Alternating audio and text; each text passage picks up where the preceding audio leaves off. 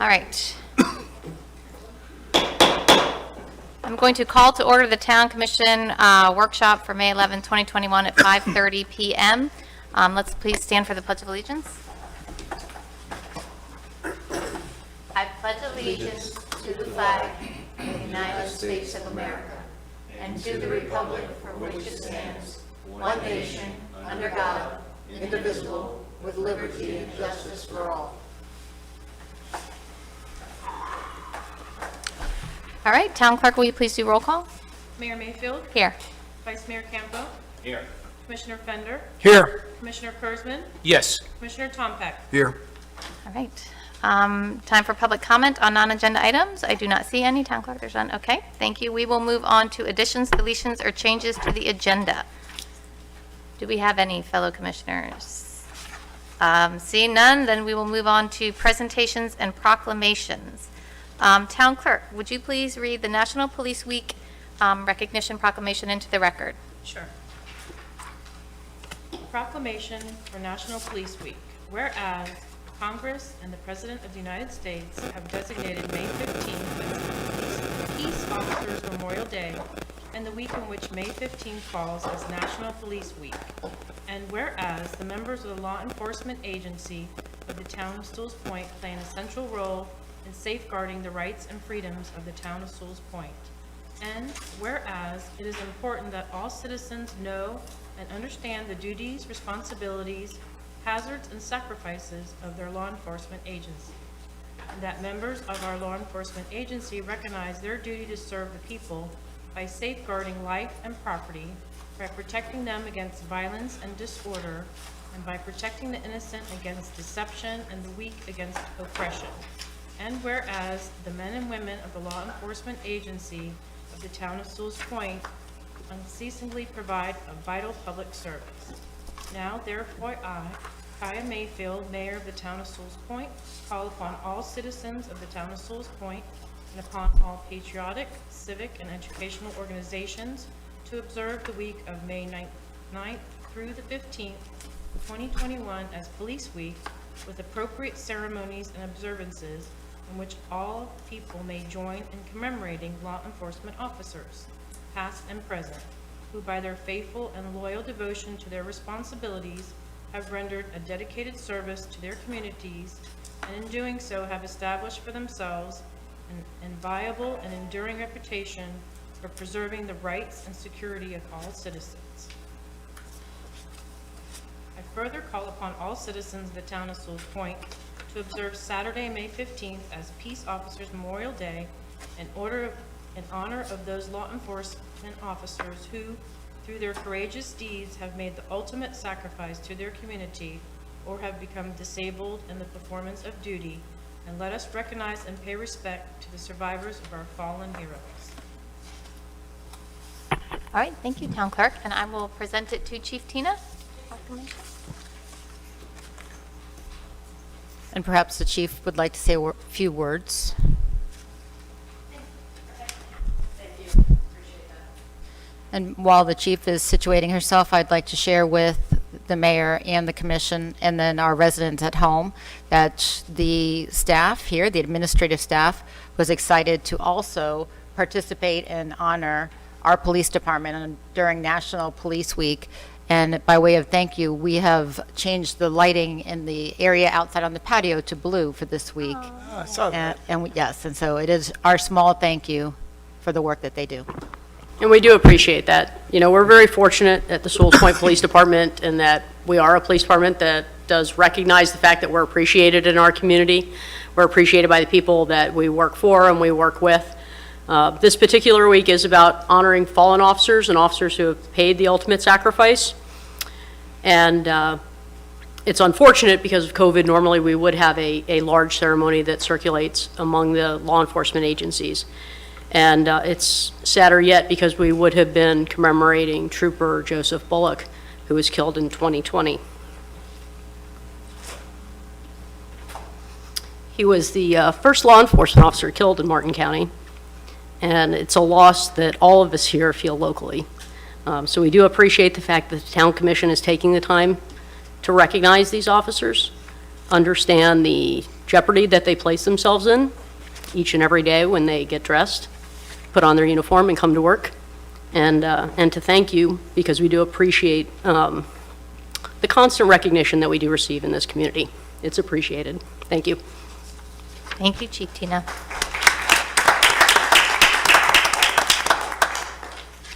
All right, moving on to the next proclamation, 52nd Annual Municipal Clerks Week. Town Clerk, would you please read that proclamation? A proclamation for Municipal Clerks Week, May 2nd through 8th, 2021.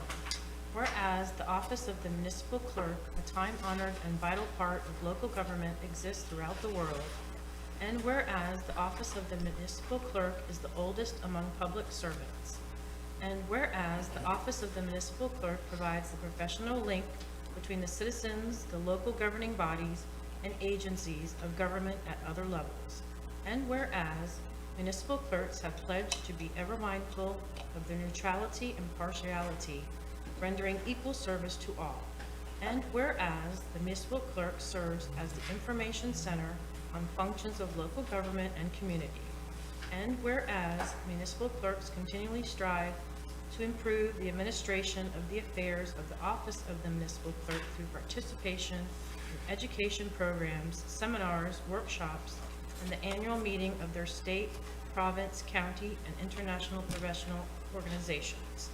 And whereas it is most appropriate that we recognize the accomplishments of the office of the municipal clerk.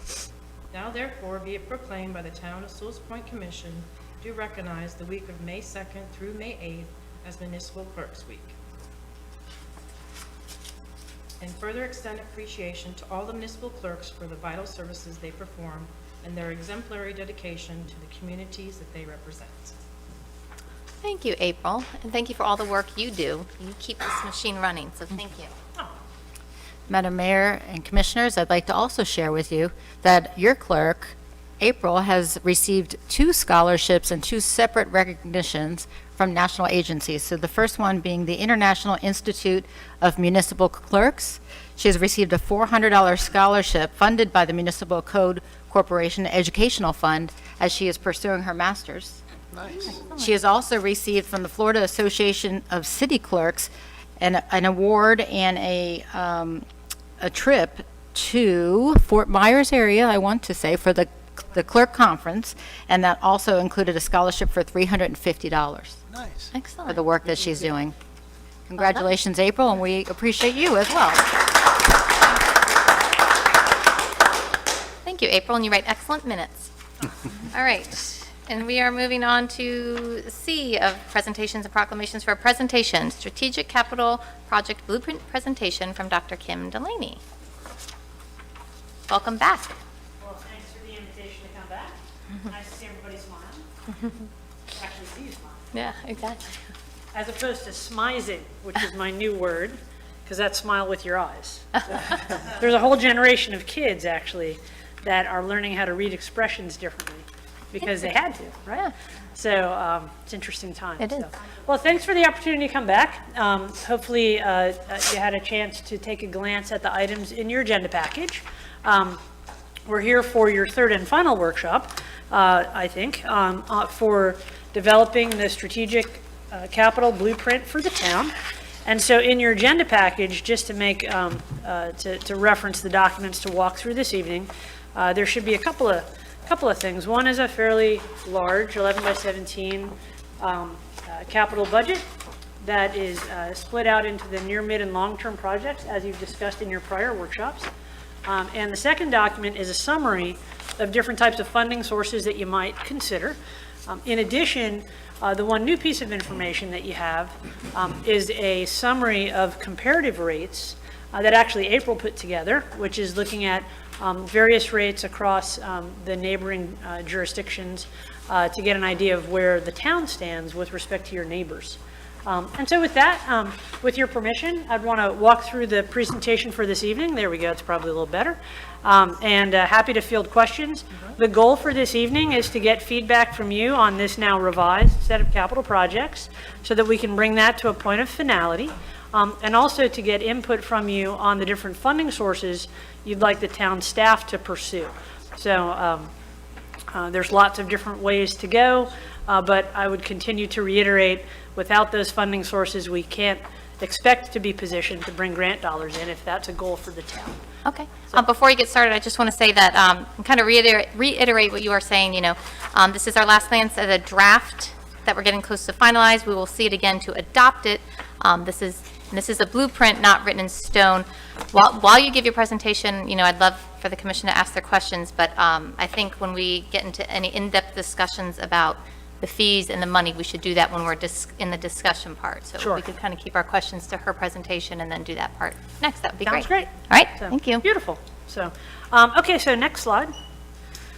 So of course, just to orient us, the town of Sewalls Point. Go ahead, next slide. So 2 parts for your presentation this evening. The first one is focused on capital projects. Go ahead, next slide. Of course, in your prior workshops, the board's had a chance to kind of walk through a variety of different types of projects illustrated on this slide, just assembled for you. Roadway projects, septic to sewer, multimodal improvements, waterfront access, hardening the town and finding resiliency improvements, and seawall construction and swales. Next slide.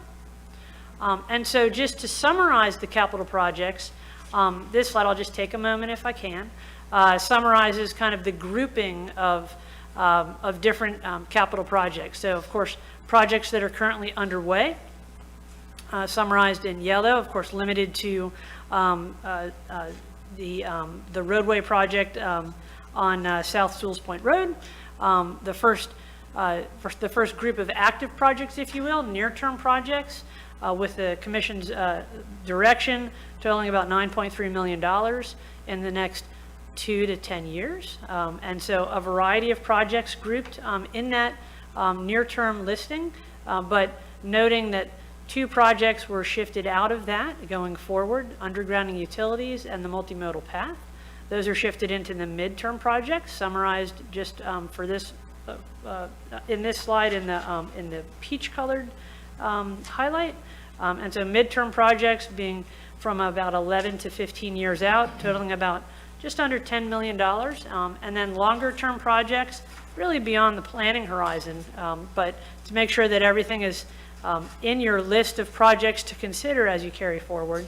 Long-term projects totaling just under $9 million for the balance of undergrounding utilities, seawalls, bridge replacements, and multimodal paths. So kind of a big picture look, and then the next couple of slides will take us through those projects individually, but I wanted to give you the largest scale to begin with. So, okay, so of course, projects that are under construction now, South Sewalls Point Road,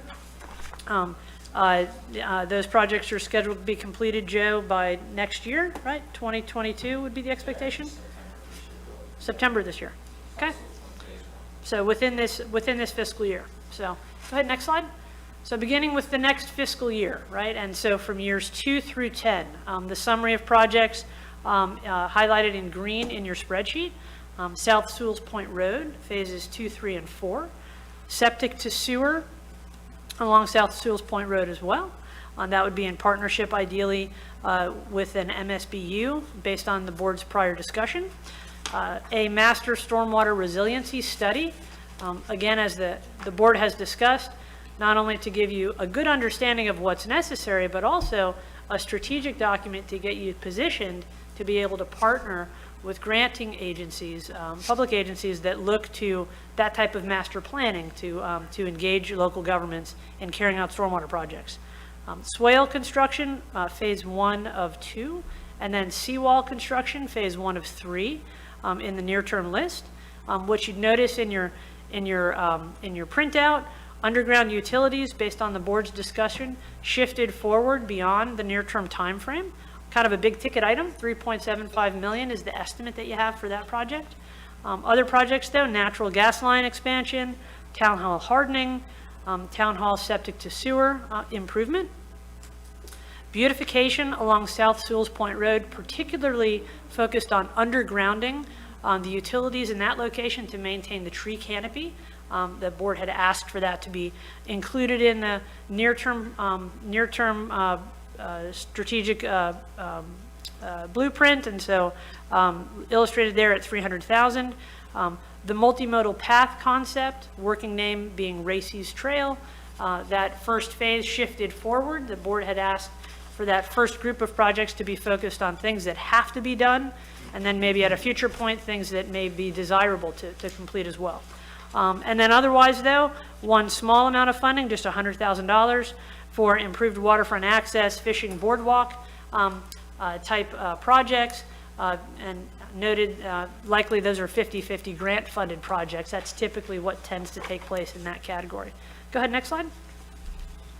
The balance of projects being, there we go, okay, sorry about that, I'm just mixed up in my slides. And so that's the grouping of phase 1 projects. Go ahead, next slide. The slides illustrate those two that were moved from the near term into the midterm. And so the midterm projects then, beginning in the peach color on your spreadsheet. The second phase of 3 phases of seawall construction, phases 1, 2, and 3 for North Sewalls Point Road. A second phase of waterfront access and fishing. The idea of the multimodal trail, phases 1 and 2 of 3 being included in the midterm. Undergrounding utilities now grouped together, phases 1 and 2 in the midterm timeframe. And that would kind of round out the midterm projects for the board's consideration. Go ahead, next slide. And then the long-term projects not changed from their initial presentation to the board. So those projects include bridge replacement on Island Road, emergency access along South River Road, the last phase of the Racy's Trail multimodal path, the final 2 phases of undergrounding utilities, and also the final phase of seawall construction. Okay? Can I ask you one question? Absolutely. Thank you. This is a very small point, but I believe, and Michelle and Joe could confirm, that we are going from phase 1 to phase 3. I don't know if it would be beneficial to switch phase 2 and phase 3 in the beginning. Again, a very small point, because I think they're still both high priorities, but if we were kind of going in the order. Aren't we going to phase 3 after phase 1? The answer to that question is yes, we are, because of the way the federal grants Right. that we have in line. You have to talk into the microphone, Joe, I'm sorry. You have to talk into the microphone, I'm There sorry. you go, Joe. That or you can grab the other one. To answer the question, yes, we are going from phase 1, which we're building now, to then phase 3, and then we're going to go back to phase Okay. 2. And so the only problem would change, I think what you're trying to do is put them in a sequence so that Yeah. phase 2 would be, it's just the location is different, but the fact of the matter is we have grants and everything else that have different names and numbers, and I'm trying to, I think I've already confused you enough time between phases and parts and everything else, so I don't know if I want to change it again, but I'll do whatever you want. Not you, just this form. And that's Yeah. it's not a big deal if you don't. I just thought it might be, However, they both are within that 2 to 10 year yeah, time range. it's fine. We're good. I said it was a little thing. Yeah, it was, I was trying to follow the bouncing ball with respect to that phasing Yeah. as well. So that said, this slide summarizes those phases of projects. So again, the near-term projects, about $9.3 million expected to be the town share. And the thing to point out, for each of the projects, of course, is a total cost estimate, and then the portion of those projects that's expected to be the town's share. And so we have $60 million roughly in total projects. The expectation, based on input from your staff and from your engineer, expect about $29 million of that likely to be the town share, about half, just under 46%. And with respect to groupings, about $9.3 million for phase 1, or near-term projects. I don't want to throw phase in there again. $9.9 million for midterm, and then $8.5 million for long-term. So that's kind of the big picture. So happy to take direction from the board, Mayor, if you'd like to at this point, before we Okay. advance into the funding discussions. Commissioner Kurzman. Yeah, a few comments I want to make, if possible. I'm looking for support from my fellow commissioners. Some of the projects that are on there right now is near term, which is waterfront access right now. I'm just looking for the necessities at this point. I'm not looking to put in anything that's like luxuries. It's the only thing that would cost the town money and additional maintenance on top of that, because we still got to maintain what we have. We're still not completely maintaining what our infrastructure as it is. I would also, for the canopy, I would like to direct our staff to see if we could get any additional help from FP&L, because it benefits them too, because they have to keep coming out to cut the canopy. So if they give us additional money to bury those power lines, and I feel that is important, that's something 100% I'm behind for the near term. I would like to see if they could actually cut the price down to help us, because at the same time, we're cutting back their expenses by, they no longer have to come out every year and start chopping up our banyan trees. Okay. And I think that would definitely be a big benefit. And I would like to remove the water access right now to a midterm project from a near-term project. It'd be nice to have, but, there's a lot of things that are nice to have, but I want to concentrate on the necessities and the infrastructure. That's it. I'm not looking to add another penny of anything else. And one way or another, we've got to make this happen. It's not a choice anymore. This is something, whether we're paying for it with some grant money, mostly grant money, whatever it is, we're lucky to get. But we got to concentrate just on that, and every penny's going to count, because we're going, and with these different types of, taxes that we're coming up with, I'm not looking, I want it to go 100% toward the infrastructure. And I don't mean to keep repeating myself, but let's just concentrate on that. Can I have somebody back me up on this, a couple of commissioners, to say that we move this forward?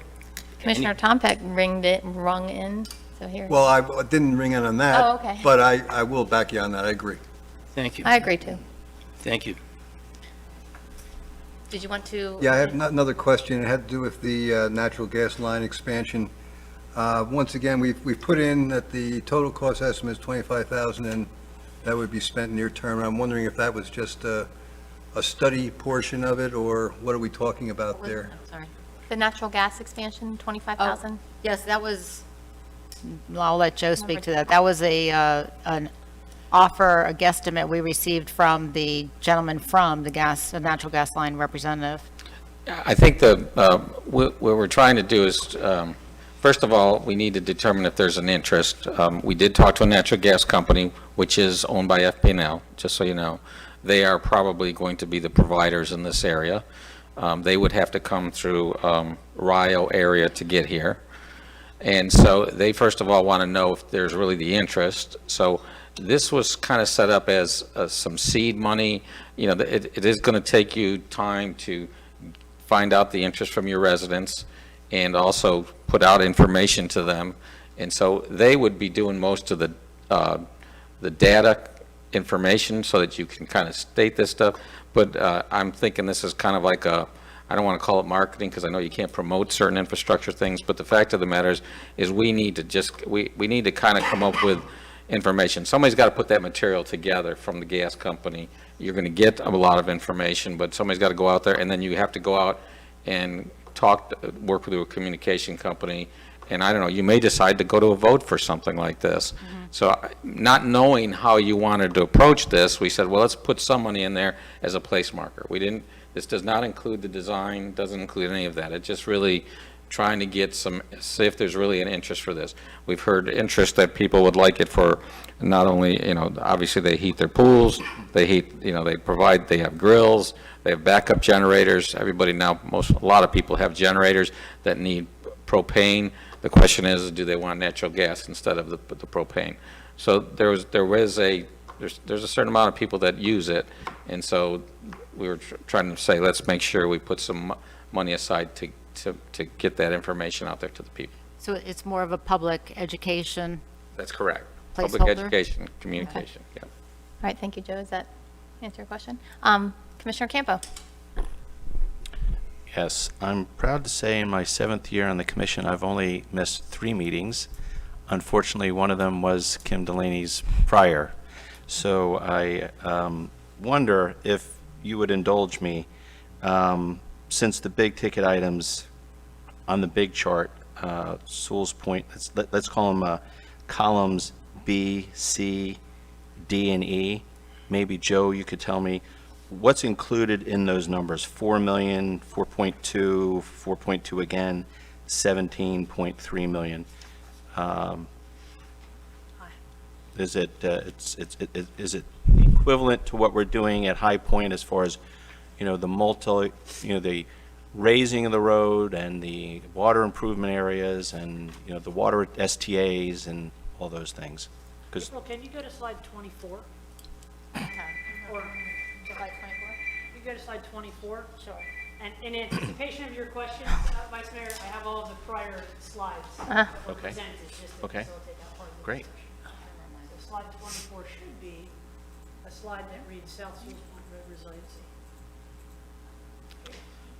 Okay, so to answer your question, each one of these phases of, I don't know how we were so, had sort of the forethought to try to break up South Sewalls Point into 4 parts, but they come to about equal amounts of money, okay? In the $4.2 million, just so you know, that has included some land costs for stormwater treatment. Remember, we bought some land for Mr. Haas. We're looking at the 2 properties in Phase 3, the Riley property and the Lemaster property. Every one of these phases, we're going to need some land, okay? So that's included in there. The second thing, the third thing is raising the road. We have to stay above, depending on how much retention we get, we have to stay above an elevation, typically of elevation 3. So we're usually finding the land and the roads are below 3. So we have to raise the road. In some cases, we raise it 1.5 feet, which we're doing now in Phase 1. Phase 2 will probably be close to that. Phase 3 may be about 1 foot average. And Phase 4 may be even a little higher than that, so we don't have to raise it as much. So it's raising the road. The other item that's in there is because we don't have a lot of land to work with, let's face it, most of the lots are developed, and we certainly don't want to go tear down a house to put in stormwater. So we tend to use exfiltration and storage in those lots, and that's underground storage, underground piping. That's in that cost. The other costs that are in there is and I'm going to talk to you a little bit about this at the end of the meeting, we've also added a backup pump system, okay? So as we provide, as you know, in stormwater management, we've talked about this numerous times, we have to provide storage and treatment for water quality. That's a requirement before you can discharge into the Indian River Lagoon. We provide stormwater so that when we get heavy rains, we store our water or we keep the adjacent properties from flooding. So that's flood control. But what we need is there's going to be occasion when we meet all this water quality and treatment and storage and so forth that we're going to still need to pump out these facilities. So we want to bump up a backup system. And we are proposing actually a 2-pump system on each one of these phases. And and that backup system will have run on a generator that we will bring out there during a hurricane or after hurricanes and serious rainfall event. So those numbers of 4.2, 4.0, 4.2, those are all the same projects, okay, same type of projects. We know what they're costing now because we're building one, right? We went through this process. So we've provided some additional items in it, but it's not only the construction, it's the design, permitting, it's the land acquisition, it's also going after the grants. That's been, as you know, you found out the last couple of meetings that costs money too. So that's in there. The next item on there is septic to sewer. That is for South Sewalls Point. That's a vacuum system. We looked at what the costs are that they predicted and what they've estimated on other projects in the county. Martin County Utilities will most likely be our provider. They've been our provider for North Sewalls Point. They'll be our provider for South Sewalls Point. And so we did an estimate of what that vacuum system is. Land, building, the lines distributed to the property owners, and then also, obviously, once they get to the properties, then those people will have to pay to hook them up to their house, and that's abandoning their septic tanks. So that's an estimated number, which you see on that's a total cost number. We know that the number could be more than that, and we know that we have to go get grants to get the number down. We also know, and I know Commissioner Tomplett mentioned last time, we don't know how much Martin County Utilities is going to contribute at this time. And they have contributed in the past on the the sanitary sewer systems, and we expect they will do the same here. But obviously, they have other obligations with other areas, so they may not contribute right away for that. But they have told us, I think it's fair to say, that they are willing to loan us money to do the design, which is a pretty substantial $2.3 million there to get the design done. So just so everybody knows why that number is so large, is we need to find out, first of all, the topo in the area, and we need to find out what we own in right-of-way, because we've never had a right-of-way survey done for town. And as you know, when we've run into problems before, whether it's Dr. Nemi's property or any other thing, we've had, unfortunately, we really have not had an understanding of what we own, and so we need a survey, because we're going to put a lot of infrastructure out there. So that's in that number. Topo means? Topography locates, first of all, driveways, elevations on the properties, sidewalks, trees, all the things that are going to be in the way out there that you want us to preserve, right? The Tree City, we can't just go tear down those banyan trees, okay, those types of things. So all those things get located so that we try to avoid them. And if we touch them, we obviously got to replace them, right? So those are things that are needed for that. But again, in addition to that, we also need a study done that kind of helps us get grant money, okay? And make sure, is this financially feasible? And can we get the number down? And as I told you in the last meeting in my presentation, I think the county commission on their areas that they're providing service to, they're trying to make sure that the cost of this vacuum system per household is no more than $12,000 a household. So we are trying to follow that same plan in Sewalls Point. So anyways, I think I probably, does that answer those four? Is there? I just have a follow-up. Sure. It does answer. The 17.3 million would be what Sewalls Point and its, let's call them governmental partners, would chip in. But then, just like in North Sewalls Point, the pipe would be at everyone's curb. They would have to pay that last mile connecting it to their actual system. Is that what you're anticipating? Yeah, from the property line to the house. And so in North Sewalls Point, we did that for 8,000. And South Sewalls Point, what number are you using? I think 12,000 was a number that was Yes, bandied around? that's what, Okay. again, what So- we did is we just followed what the county was planning to do. So we're hoping that we're going to get grants to get us to that number.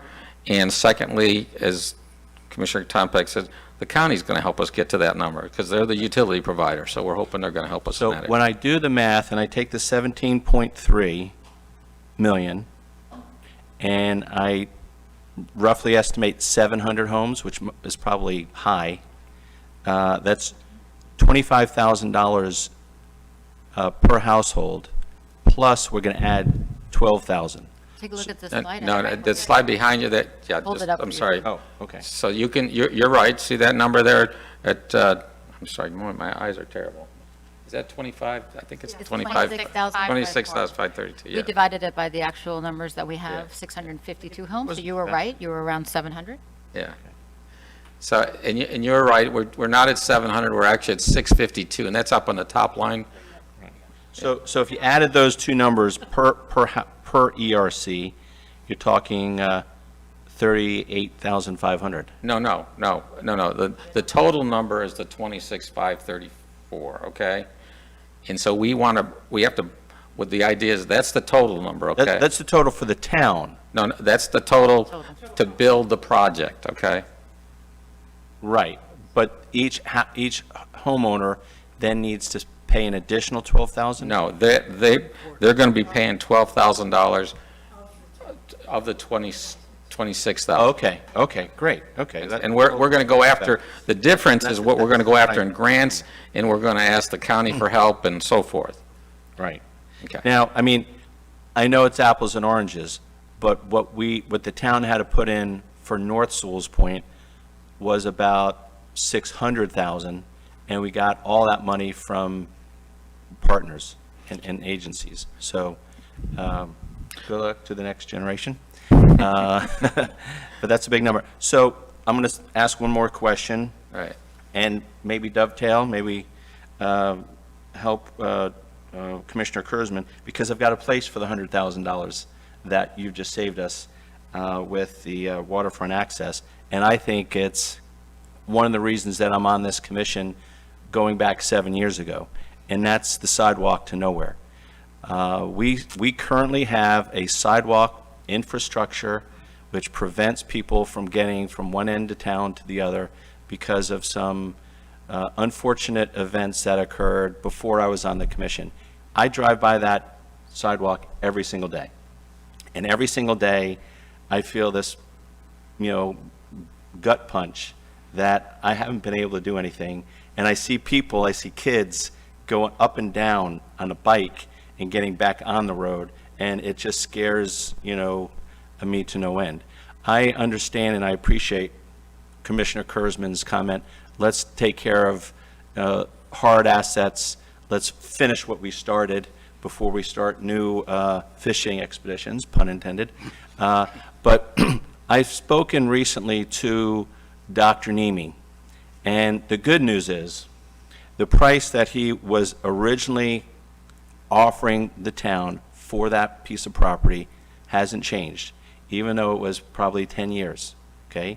He says for $100,000 that he will give us a portion of land that we can finish that sidewalk. And I then followed up to see, he just has that number. It's not for 23 feet, 25 feet, 26 feet. He says, that's the number that I want. Real estate properties have gone up, values have gone up. That's the number I want. And I said, well, what if we did a little bit more than a sidewalk? So I'm going to ask you, I'm going to put you on the spot, Joe.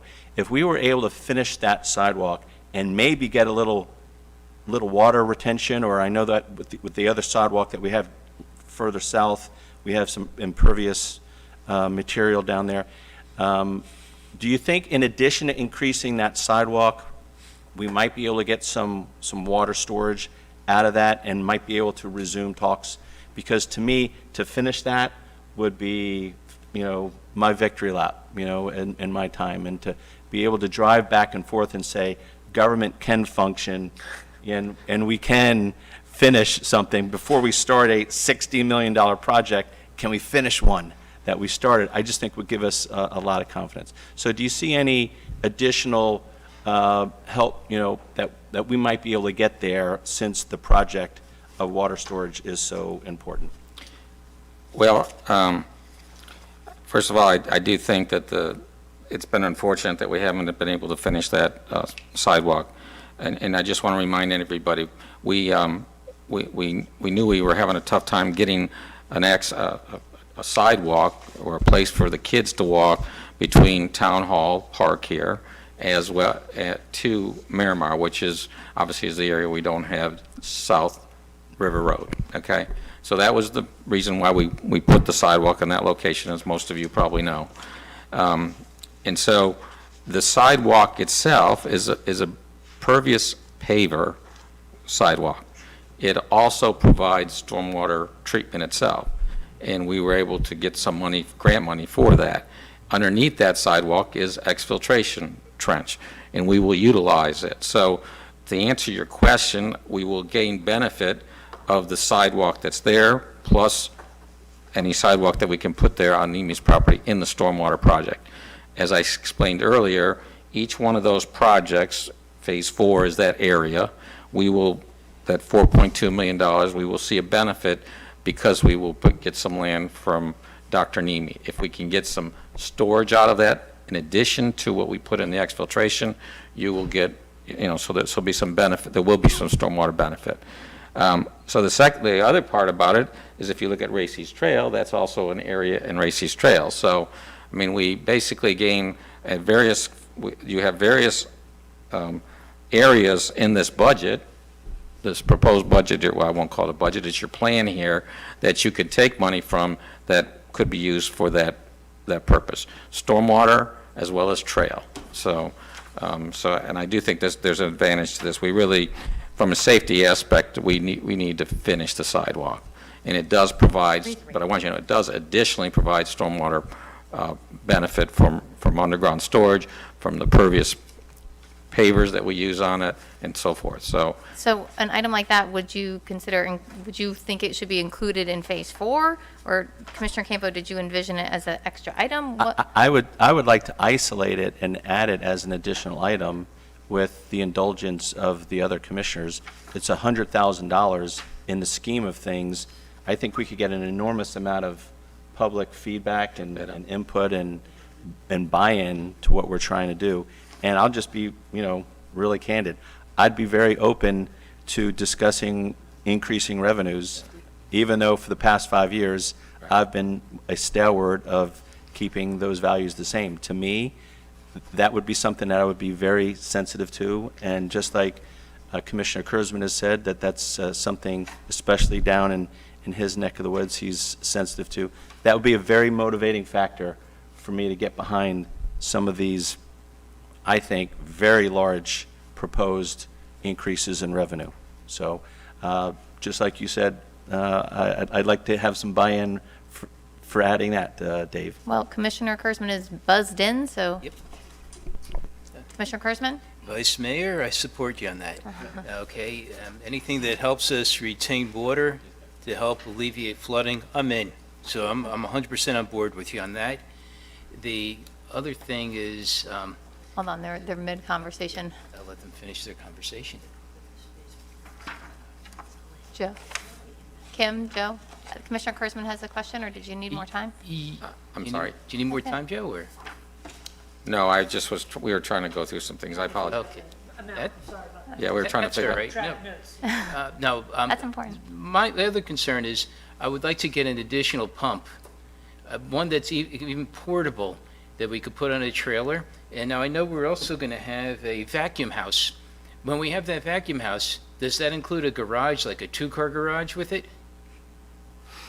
That's a good point. I think the manager asked me that.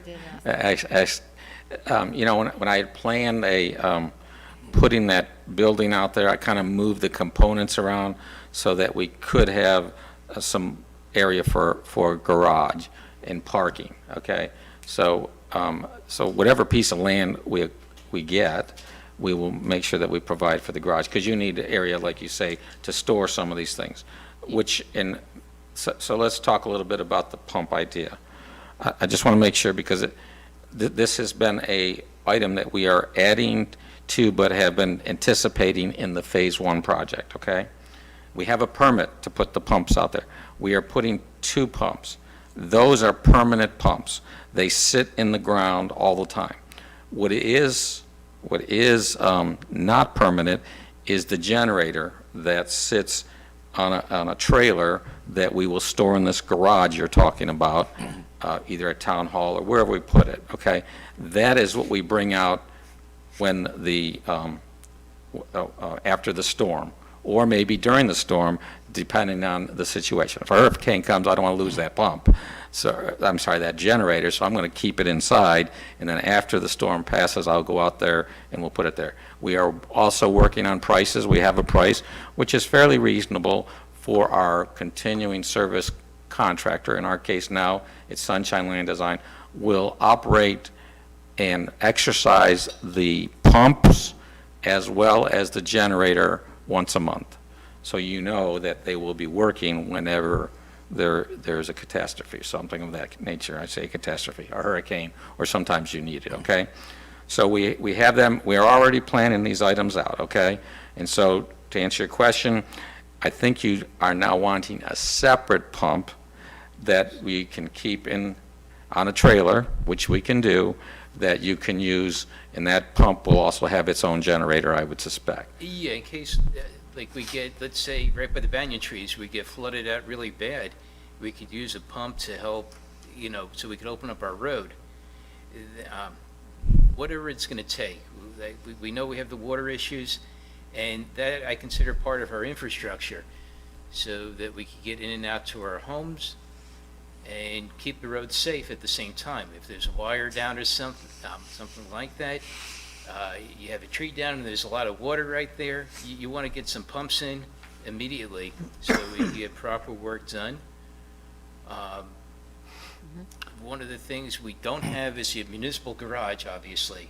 What you see is what we're at, and that's it. There's no garage here, so that's why I suggest that we probably would need a trailer. We'll have to throw a cover over the pump that's portable, or maybe we could find a little temporary area to put the pump in. I'm sorry. But that's, to me, that's just something very important to have, because we got to look, something tells me about 3 months, 4 months from now, we might have a room full of people complaining about, why didn't we do anything about the flooding? We're flooded, and we're going to hear it all over again. So I'm just trying to get the ball rolling ahead of time. Thank you. Okay. I was going to, well, to that pump point, and then I'll get to you. Sure. Now that, in terms of placement and things we're moving around, would that be an extra item? I don't know what a cost would be of a pump. I'm trying to make sure that we're giving Kim the guidance of where to put something like that, because you said it was an extra one, so I don't see where it would. Madam Well, Mayor? Well, I would probably put that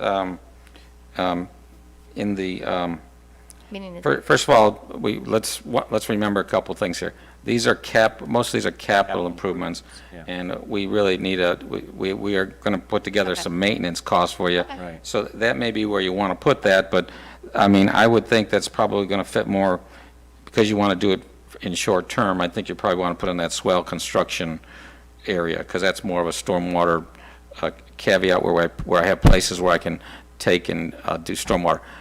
I just want you to be aware, I'm looking at a portable pump system with a generator, okay? That's what you're asking for. It may not be a generator, it may be a diesel pump. There's various ways to go about that. The generator that we're talking about is at least a $50,000 item, okay? We are looking for one generator. The other thing that we're doing on these phase 1, 2, 3, and 4 is we'll use one generator for 2 pumps, okay? So it's a little different, but I just wanted you to kind of get an idea for the amount of money you're talking about for this generator. The so it's not pumps, cheap, but it would be under maintenance. It wouldn't be under the capital improvement I plan. think it'd be better to put it there. Okay. I think it'd be better there. So, Commissioner Campo, did you want to? I just want to wrap up the missing piece of the sidewalk to see if any of the other commissioners had opposition to putting that item on the near-term capital improvement list for a $100,000 placeholder for now. No opposition from me. Thank you. That's all. Commissioner Fender? No opposition at all, but I do want to point out that this column called near term is categorized as a 10-year span. So to me, I don't know how near term that is, but I think we can do the math over a 10 years. You know, my thought is this near term has got to be less than 10 years because some of the stuff's going to be done in 5. you'll get grants. Yeah. so- Okay, well, my point is, let's say it's not. Let's say it does take 10 years. The $100,000 items we're talking about are minuscule in comparison to the scale of the budget we're talking about, so, no, Right, but we're talking about raising revenue, so. Yeah. or- so- Yeah, we're still talking about ongoing maintenance. Our maintenance bill is going to go way up, because this infrastructure that we've now created. way up how? How far? What's way? We'll get to the maintenance talk Yes. when we go to the discussion, because that will be involved with the fees. But let's get the chart the way you want it. And I think we agreed to take off the waterfront access boardwalk and move it to mid. Is that where you'd like it? Yes. Okay. Move it to the mid-range, Got it? and then add in missing sidewalk. Missing sidewalk at about $100,000 cost, Joe? Yes. Joe indicates, okay. With the understanding that it also is a nice puzzle piece for Phase 4 in terms of water. Right, So it doesn't and- just, And the land acquisition, Joe informs, is included in Phase 4, so that's already covered. Okay? And Madam But Mayor, just adding $100,000 capital cost. yes. am I getting a thumbs up, I think, from the majority of the commission to try to go into negotiations to capture that opportunity? Yeah. For the sidewalk, and making sure before I start that work? Okay. And I wanted to ask the commission, of the 25,000 for the gas, I'm not saying there's not an interest for it, but since we moved all the utility stuff to the mid, I'm open to moving that down. I realize it's only 25,000, but it still would, what are your thoughts on that? Does someone have a strong feeling to including that marketing for gas? Commissioner Fender? I don't, but my only issue is that I think midterm at 11 years away is too long for some of these heart and soul items. I mean, for the $100,000 here or there on any of these items, moving it out 11 years is too far for me, you know. Commissioner Tombeck? You know, I thought based on the explanation that Joe gave in the natural gas line expansion, we're really talking about very little seed money for the, public awareness kind of thing to see if there's any interest in it. And from that standpoint, I think we can do that fairly quickly, and the $25,000 isn't a whole lot of money. And one way or the other, I think we'll get a pretty good response one way or the other if it's even in the ballpark. Okay, let's leave it. Is there anything else, adjustment to this chart that the commissioners see? All right. All right, so my notes reflect, just for the record, what I hear is from the near term to add 100,000 for the missing sidewalk piece, but delete Racy's Trail. They kind of swap each other out. Racy's Trail Phase 1 moves to the midterm timeframe. No, the Waterfront Access Fishing Board, we already moved Racy's Trail last time. You're right, it's already struck through, isn't it? So thank you for reminding No me problem. of that. So Racy's Trail already is moved out, but moving the Waterfront Access Fishing component out into the midterm timeframe, right? Yes, yep. And then the portable pump with the generator, it sounds like that's really not a major capital item. It's more of an ongoing maintenance item. That's what my engineer is saying, so I, Hearing too, okay. Yeah. So we don't have to make any adjustments there? okay. Great. And then Commissioner Fender, did you want to Yeah, add? I just wanted to go on record to your statement for concurrence is that I'm not on favor of moving heart and soul items like Racy's Trail, Waterfront Access, and the sidewalk, which I think we've pulled in, out into an 11-year time frame. I'm for serializing the important stuff first, and if we get that important stuff done and we can find a way to get the heart and soul items in that build our community, I'd like to include those. And I'm fine with losing that vote, by the way, but I'm just Okay. going on record to say that. Well, maybe it's a matter of putting near term as 2 to 8 years instead of 2 to 10 and making midterm. Possible. Yeah, Possible. something like that. just make it all happen tomorrow. Or that. Commissioner Tombeck? Well, did you- I think you just brought up a good point. We're pretty far down the road for this year, but I assume this is something that's going to be a living document we're going to look at every year. And my suggestion would be, that we move near term next time to 5 years, because that's really the boundary of any kind of a capital improvement program. You really can't go much more than 5 years. So we might want to consider that down the road. When we work with communities, we usually use a 5-year time frame. Since this was your first opportunity, your staff felt a 10-year window gave you a little more cushion to be able to get some projects into that grouping. But to your point, Commissioner, what we would suggest is this is a living document that's useful for budgeting. So every year when you go through prioritization and budgeting, this is dusted off. None of the projects are lost.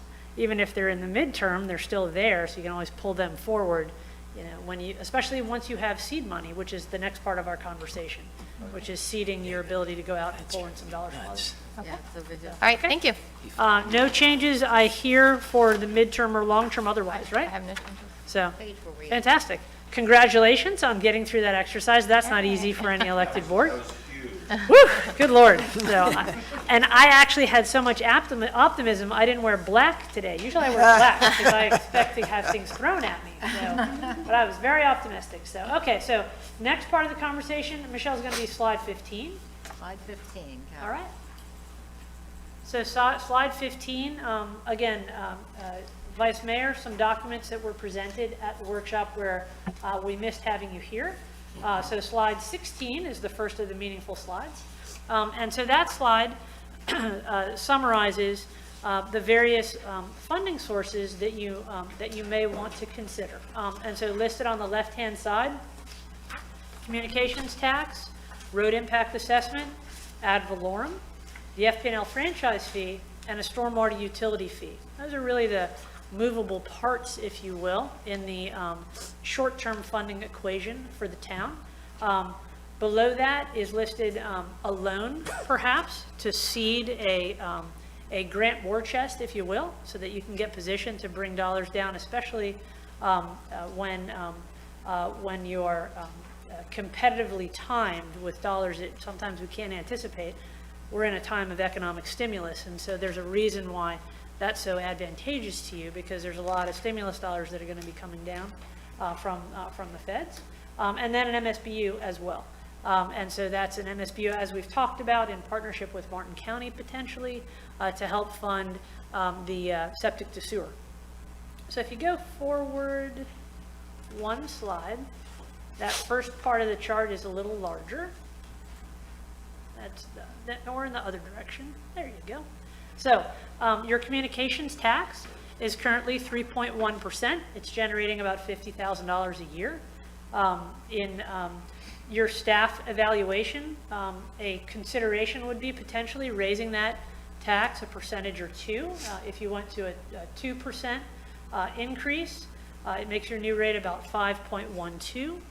So it would generate about another $33,000 a year in grant dollars on a consistent basis. In town revenues on a consistent basis that you could start to earmark to match grant dollars. The road impact assessment is currently 0.4. In your staff evaluation, the consideration would be perhaps to increase that to 0.8. Those are one-time assessments that are paid at time of construction. We're in a growth economy. All of the local governments we work with are very aware of that and trying to get positioned while the inbox in the planning department is high. There will be a point when the inbox in the planning department is not high. And so increasing that road assessment from 0.4 to 0.8 generates about another $55,000 a year based on the type of development activity that you have been seeing. Ad valorem, always a very prickly conversation in every commission chambers that we have the good fortune of assisting conversations in. That said, of course, Sewalls Point, the lowest ad valorem rates in the region. The current rate is at 2.87. Just for argument's sake, staff suggested considering maybe a 2 mil number. Just, it's easy to run the math that way. So with a 2 mil increase, it brings your, it theoretically could generate a millage rate of something like 4.87. Again, just to help, through the math conversation, that would generate an annual increase of about 1.36 million. Obviously, the most substantial increase is going to come from an ad valorem increase. Your franchise fee is a fixed rate. It is 6%, and that's not a movable number. So that 6% generates about $190,000 a year. Those dollars could be redirected out of the general fund and become a dedicated funding source for grant dollars if you wanted to do that. And so another piece of the puzzle as you think about your financial future and the responsibilities that you may take on. And then finally, the stormwater utility fee. As we've talked about a number of times in these workshops, it's an opportunity to really kind of take a very deep dig at the costs that are going to come to you for stormwater improvements, and that's the go-to mechanism for local governments. A rate to think about, maybe $18 per ERU, which based on your engineer's estimates is a number that's a justifiable number considering the amount of improvements you need to make and looking at rates around you. That would generate about $216,000 a year. Again, a healthy source to help bring down grant dollars, especially from other agencies. Next slide. Actually, can I ask a question about that slide first? Hold on one second. I looked up and Commissioner Kurzman had buzzed in first. Sorry about that. Yeah, the one thing I saw on there was road impact fee. What's keeping us from going to 2%? And I'll explain why. My road was just paved, and I actually asked our town manager to come down and take a look at it. It's already chewed up. It has tire marks from the heavy trucks that have been doing construction. I'm not talking construction that you see being done for the retention pond and the road construction. I'm talking about just your lawn maintenance people. You have other heavy trucks coming in that are for the builders that are going along in the back roads over there. They're coming down our road, and what's happening, you literally see in some places it's already over an inch down into the brand new asphalt. And here we are putting out millions of dollars, and we're not holding these trucks responsible. this is something where we really should say, you know what? I wouldn't mind seeing a 2% impact fee on this. Okay. I think it's really necessary to keep our roads maintained. That's really what it's doing, because these trucks are beating the daylights out of our road. The trucks are getting heavier. A lot of them, they're coming in, they're more heavy duty, especially now you're having a lot of very big homes being built throughout Sewalls Point. And these trucks are coming in and they're even cutting right through the construction zone because they don't want to go up River Road because they're looking for the straight ahead roads. And to only charge, and I really mean only charge 2%. And you got homes right now that are being built for like $3 million, and what are we charging them right now in a permit fee for a $3 million home? 2% of the value of the home, yes, the construction value? Yes, sir, it's 2% of the overall construction value, plus fees. We're at 2.4 now, basically. With the road impact assessment.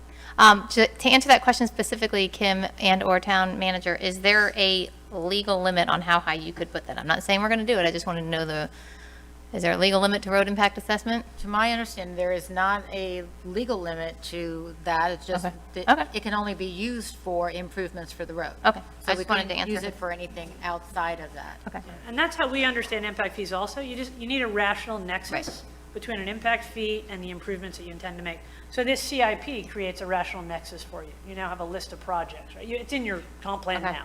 Okay. This builds upon that and gives you a larger CIP that you can And- fund through whatever. We will source. be speaking about this on item Right. 2A under Right. category 5. However, it will be the commission's policy to make that choice of what the number is.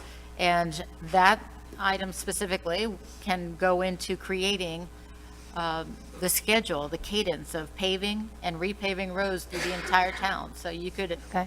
initially create a schedule that every 2 years, if you'd like, every 3 years, depending on what you want as policy, a road can be repaired or paved or repaved, whatever you prefer. all right. We want to talk about that when we get to that one down there. Did you want to add something else, Commissioner Persian? Yeah, but the one last thing I was going to say is, how many times are we going in? Don't forget, the road impact fees would also include the bridges that we have in town, am I correct? True. And also, how many times you driving down, you're seeing that they're filling in potholes somewhere on one of these roads back here because they were just so torn up? Yeah, well, And that still won't cover the road damage that we're seeing and what we're spending. you're correct. Thank you. The only point to consider is that impact fees are typically correlated with new and improved roadways, not as often the maintenance of roadways. So that's a point that I'll clarify as But- we bring your capital budget forward. Isn't this not, we had the discussion about impact fees, and this is not an impact fee, so we aren't required to do that study. This is an impact assessment. This is an assessment, Impact assessment, okay. so I think that's, You're right, Yeah. Dr. Delaney, on impact fees themselves. These are your This is assessments. an assessment, Right.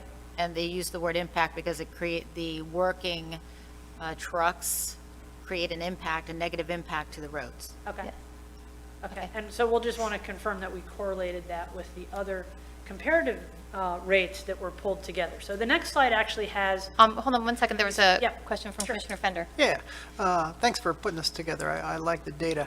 I want to make sure I understand it clearly. The total at the bottom is under the column called potential new grant matching. So I'm trying to figure out if I understand that 1.8 mil is the new revenue generated from tax increases, impact fees, and whatnot. And what is the grant portion of that? so in discussions with your staff, the suggestion was if you reallocate either existing dollars coming in or added new revenue from increased rates, you could dedicate that amount just to go pursue grant dollars, not take on any additional projects, but just to pursue grant dollars. The focus of that discussion, Commissioner, was about ways to get the town more competitively positioned to bring those dollars down. And so that was the rationale behind that. So what is 1.8? What is the bottom line down there, the total? That's the cumulative of those different increases. She was just using grant matching as a way to use that 1.8. So that column header that says potential new grant matching isn't, maybe shouldn't be there. That column header should say something like total new revenue. Total new revenue. Okay, nothing to do with grants. It was, again, it was a discussion Yeah. All right. about. If I I may, just want to make sure I Mayor. understand. I don't really care. Town I manager. just want to make sure I understand it clearly. Those would be new town dollars to Okay. use Yeah. in whatever method that you wanted to. Town manager, if you want to do If quick I may. little sum, yes. Mayor and Commissioners, we received from staff very clear direction, we believe, from the commission that you weren't interested in raising funds just for the sake of raising money. You solely wanted to raise funds to dedicate it to getting the projects done. Yeah. And so all of this would be a way for us to dedicate the funds to be ready for matching grants. And they're not all new, like, for instance, the FP&L franchise fee, that's currently existing, so we're not raising that in any way. Okay. But what we're saying to you is, why not categorize that and dedicate those FP&L franchise fees by policy so that they're ready to go, and we can utilize this money for funding for matching grants. And I see you're still puzzled, but let me try and clarify it this way. Well, I'm looking Commissioner for the Fender. delta. I'm trying to figure out how much we're, It's always the delta with you. Yeah, I- Right, so we don't even have, minus 190. we don't even have the two columns to make a delta yet, but Okay. here I'm going to give you a well, I delta. see current revenue. I'm going to give you a delta. Okay, all right. I have one grant that's out where we're partnering with Martin County. I'm sorry, For- maybe my question's misplaced. I don't care about grants. I care I just about need you to- tax increases. Right. So I'm trying to figure out how much revenue we are going to generate, or what our end ultimate budget will be. Both of those things are important to me, after all this is done. Is that 1.8 what our total income per year is after the? No, or- sir. These are just the that's just the change.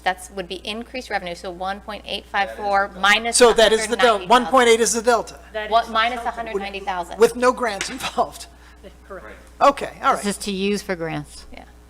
okay, fine. For Now, grant matching. That's good, that's fine.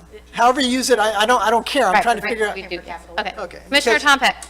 Yeah, a couple of very quick questions. First of all, the FPL franchise fee, the 190,000, you say you're going to redirect from the general fund and become dedicated grant match If you'd like.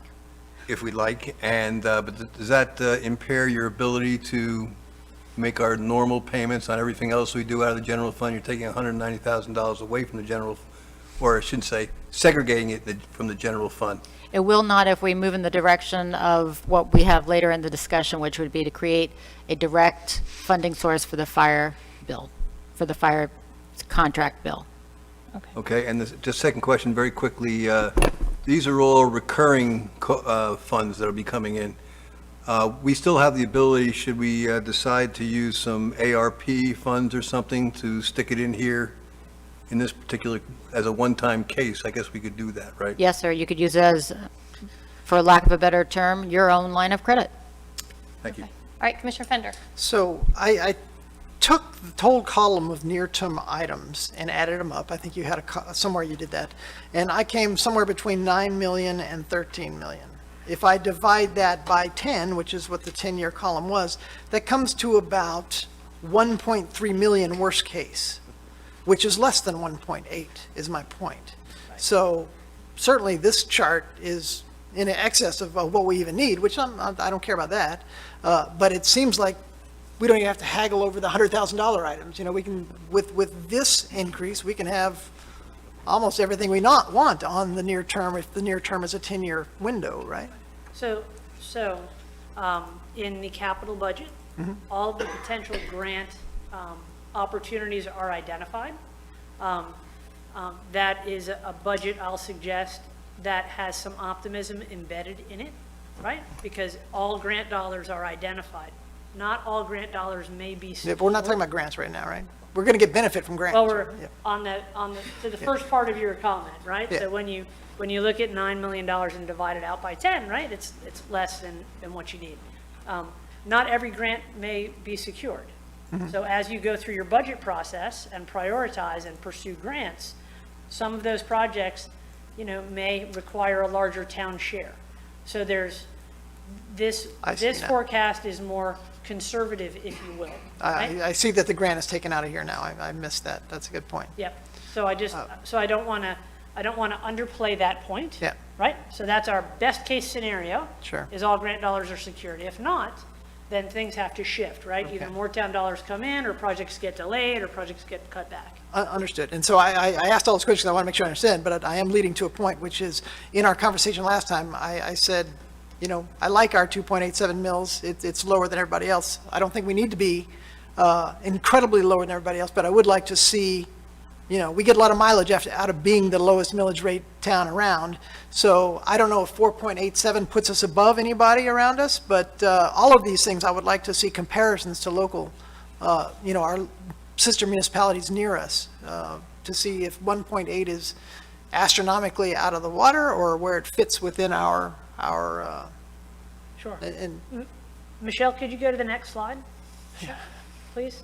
Thanks. So the next slide summarizes those rates from surrounding okay, that's municipalities. good. Commissioner, just as you had requested. Perfect. So to give you an idea of where you sit with respect to your neighbors, so just looking at ad valorem millage, which is in the middle, right? So for ad valorem, you're at you're at 16.7, Stewart's at 19, total millage, this is total millage, right? Town of Jupiter Island at 17.9 roughly. Pardon me, Indiantown 18.2, and Martin County unincorporated about 17.4. What is that, in mils? That's a total millage. Total millage. County and town. County and All together. town and all millage. This is all millage. I just, to make it as apples to apples as possible, this is, this is the tax bill. So this is from the property appraiser's website. Okay, so Okay. that's the apples to apples number on total millage. Okay? And so your question about is the basic millage rate still the lowest, the answer would be yes. Even if, as long as you stay under 5 mils, you're still the lowest in Martin County. Amongst municipalities. How do Amongst you, municipalities. well, I see 17.4, right? Unincorporated in Martin County. So 16.74 is our current millage? Total millage Okay, it's at the 2.87. Mine- Yeah. is embedded in that. 16.7. So We if can only go to back out 0.72, right? 0.87, he only understands the 2.87, I think is what we should have talked about. We should have kept it to just 2.87. Well, I mean, I can do the math, but to me, 17.4 minus 16 is 0.72, right? What are you looking for? Oh, well, the lowest non-Sewalls Point number there, in this new math, is 17.4 under Martin County. If ours is 16.4, if I subtract us out, that's only a 0.72 difference. Yes, that's from unincorporated, yes. So It the doesn't matter lowest, who it's from. My point is, raising us by 2 puts us, somebody said 5. That would, Am I doing the math wrong? No, that would That increase us to 18.7. That's my Right. point, right? That's what I'm saying. Yeah. Now, I guess you'd be middle of the road maybe, but you'd be second highest, right? So, And a question on this slide is what the strategy of some of these have done. The city, I know the city was a leader in breaking out the fire and EMS and calling that a separate unit. That's included in their 19.08? That's the total tax bill. I Okay. believe that's embedded in there, but I need to confirm that. I would These are, like- these are actually from the appropriate, this is the tax bill received by an owner. if I may. yes. This is I love from this your one. budget from this fiscal year. If you'd like to look at the slide. 16.8, right? So if you added 2, it would not still be the lowest amongst the municipalities totally because of, but 2 was just a number, like Kim said, just a number. It wasn't a definite. No, I know. I'm That just it trying to would figure out what it it'd still means. be lower than the city of Stewart and the town of Ocean Breeze, and very close to Indiantown and Jupiter Island. And that's if we don't know what their elected body is going to do Right. this year. And, the point there is that the median house value Yeah, is double. that's, So, I mean, it's- that's a good point, too. And again, Madam Mayor Yes. and Commissioners, Yeah. your staff has no emotional connection to this. We just want to make it very clear that unless we make some decisions for gaining this cash, these capital projects will pause. We're We aware also of have that. problems that they don't. It's called flooding. And we're on a small peninsula. So close to the We community. we get pumps, I'm not but that's gonna what I'm saying. This is really for our survival right now. They're fine. Long-term. I mean, they don't have our issues. Long-term vision here, long-term vision. Sure. Is there, you still have more for your So other than presentation? ad valorem, Michelle, if you can go back to that slide, pardon me, where we were, Sorry slide about that. 18, I think it is. There you go. So your communications tax, again, your staff suggested considering a 5.1 tax instead of a 3.1, and the neighboring jurisdictions are well above that. And that's, so let me not let you look at that one. And I put in front of you an item that I got directly from the state. So it's this smaller one. And this is from the Department of Revenue in the state of Florida. It's a small one, Vice Mayor. Yes. I can give you another one. Does it have blue writing on the top? Yes. Yes, sir. Some of the cities also, what we've discovered, have a public service tax. So we're going to learn more about that from our legal department because I needed to ask for help on that one. But they are able to add an additional tax on top of gas, water, electric.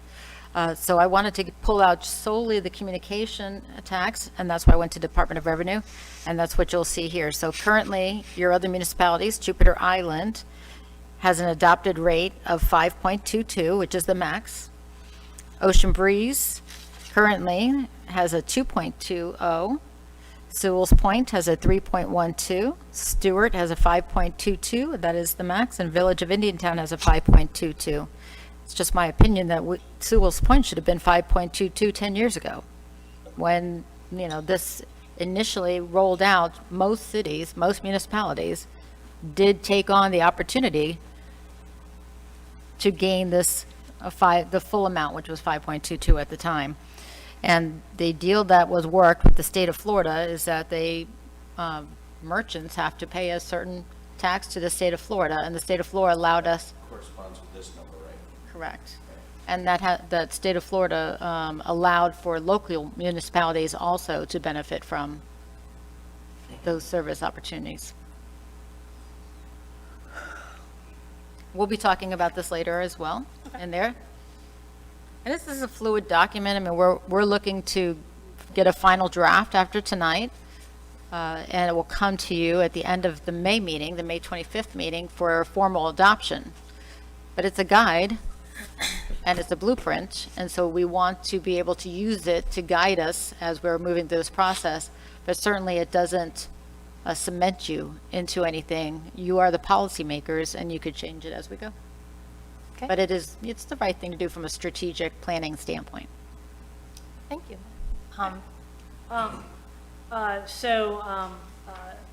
Direction from the board with respect to the fee considerations. So I think the manager has additional items on your agenda later that get into the details of those fees, so I'm happy to just hang tight and follow your discussion later if you prefer. Yeah. I think that'd be good, and finish the other items, and then we'll get to the Sounds good. meat of the discussion. Sure. I'm sure it's going to be a lively, informational presentation that I can't wait to hear. I don't think our other items will take that long. I don't think, but Yeah, but I'll hang tight and I'll listen in, and then Michelle and I can Absolutely. group up and figure out what to do from that point. okay. Thank you, Thank you. Kim, very much. Sure. All right, move on to discussion. Grant Development's Town Manager. Town Manager, would Let me you lead get that to discussion? These items, yes, ma'am. The All first right, one. remembering this is a workshop, so the idea is to be able to speak and share and Right. allow staff to gain your perspective of what you prefer. We'll be taking notes as we go through, okay?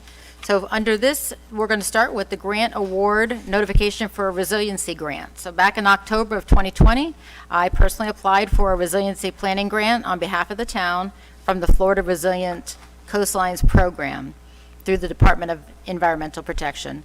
And the website describes the program as below. Resiliency planning grants, which are also referred to as RPGs, are available to Florida communities that are required to have a coastal management element in their comprehensive plan.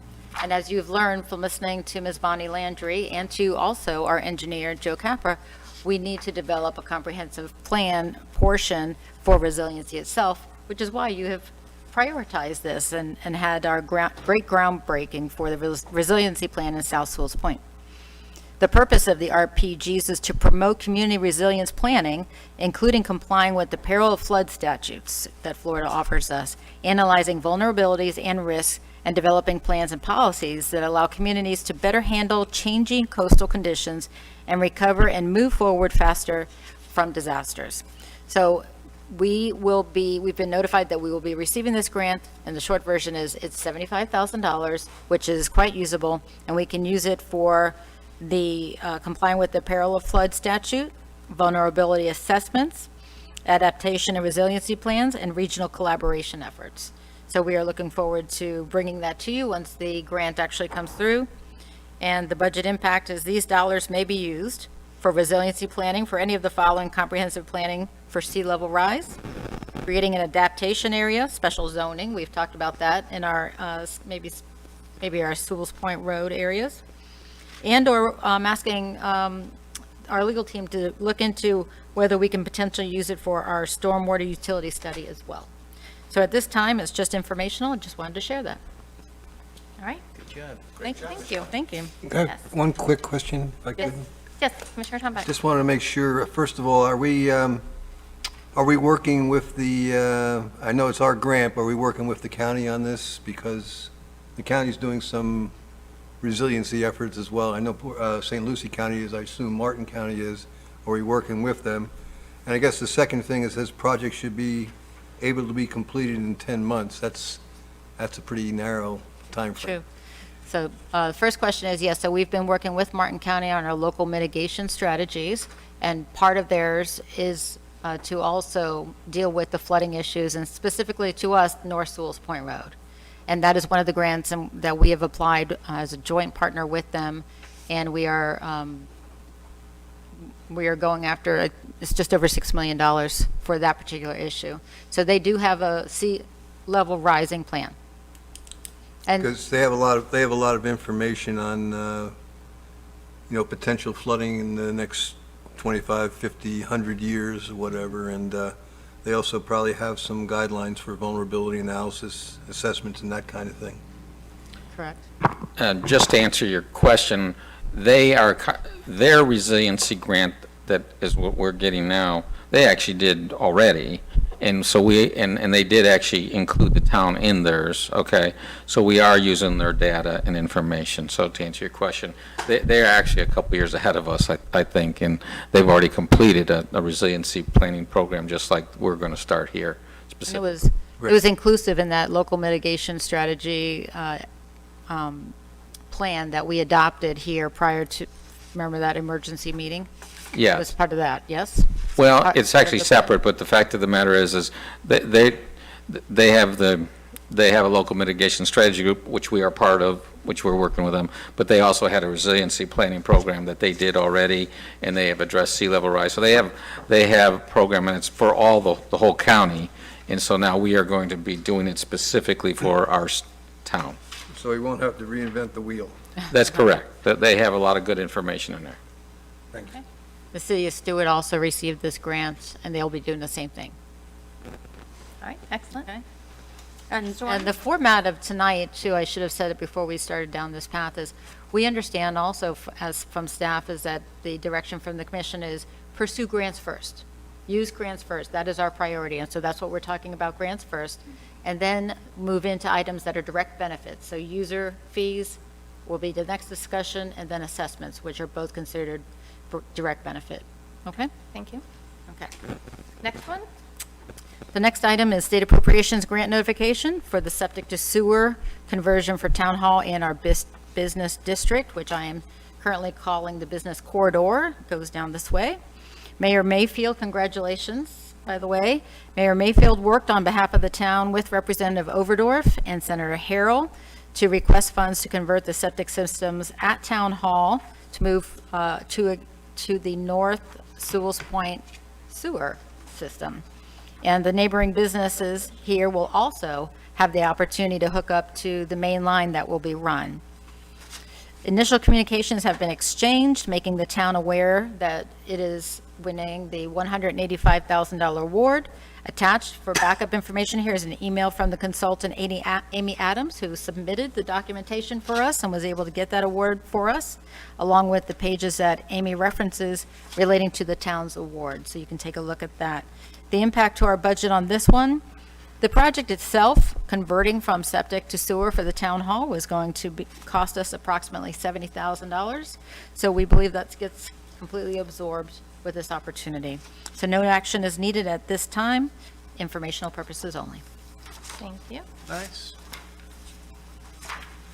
That will pay for your one item on your capital improvement plan, by the way. Right. Score. All right, next one. RFP for grant development services posted. Okay, and so following up on the March 23rd, 2021 grant services discussion with the commission, the commission did allow for clarity on what you would support for grant writing. The goal is to garner opportunities at the local, state, and federal and foundational level. The request for proposals, RFP, was created to include the desires of the funding needed by the town. Task completed so far. The RFP has been authored and approved by the legal team, and it is posted with the town at this point, and it allows for opportunities to pursue grant funding to subsidize capital improvement projects and other town-initiated endeavors. No action is needed at this time. It's informational only. The RFP closes on May 18th, and the commission can expect to see a recommendation to accept at least one contract at the May 25th, 2021 regular meeting. This is running parallel to finalizing the contract with our current grant management system as well. And that contract will run through September 30th, and it's going to offer a continuity of grant pursuits, continuity of service. All right, Okay? thank you very much. Thank you on that. Any discussion from the commissioners? Seeing none, then we will move to, see, that was quick, Kim. Now we're back to user fees. User fees, starting with road impact assessment fees, which has already had some discussions. This, for purposes of where does this fall on our budget, comes to us through the permits, the building permits. So the current building road impact assessment is set at 0.4%. That's the total value of improvements for construction. The projected value of improvements through this fiscal year end is $3 million. Where did I come up with that? I didn't. I asked our finance director and our building official to work together, taking a look at the projects that were in the pipeline and to give us that estimate. And the $3 million is what has come up to us. So using the current formula, that would result in $12,000 in revenue for building road impact assessment revenue. So with $3 million of taxable value added to our town, we receive as a town $12,000 for that particular permit, piece of the permit. By updating the fee to, and this is staff's recommendation as an example, 0.8% of the total value of improvements, the town anticipates a total of $24,000 for building road impact assessment revenue based on fiscal year end projections.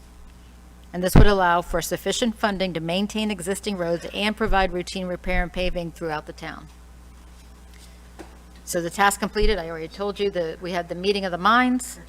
And for budget purposes, this would increase fiscal year 2021 total revenue anticipation from $55,000 to $110,000 based on the original 2021 budget projections.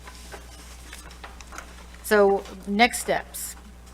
Commission, we're asking you to inform staff on your feelings on this, and basically it's a thumbs up, thumbs down on increasing the assessment itself or not increasing the assessment on our on our January 12th meeting when the commission did discuss this previously, and I have the minutes in the back of backup information. Okay. There was acceptance and support from the commission to move in that direction.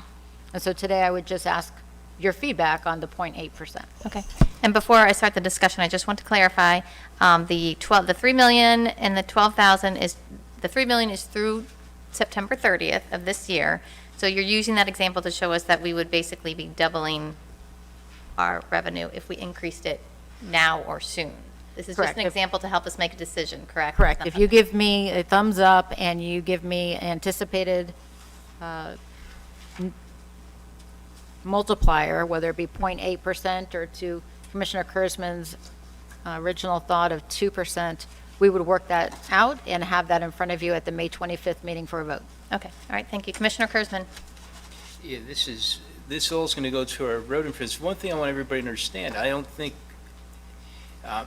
everybody quite understands the disrepair our roads are in. If you, I just beg each one of you to go up and down throughout Sewalls Point, especially South Sewalls Point, and part of the beginning of North Sewalls Point, walk through those roads, and you'll see about over 80% of our roads need repair.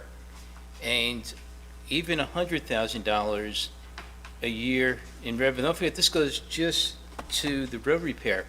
It's not going to be enough to go ahead and just repave all these roads again. That's why I said 2% would suffice, going ahead and being able to do the roads properly. We got to have something to work with. You can't fall short, because then that goes back into tax revenue, and eventually you're going to fall short. It's going to come back to the taxpayer instead of the people that are now building their $3 million homes. And this is where it gives us a little relief, and at the same time, we're going to keep our home values.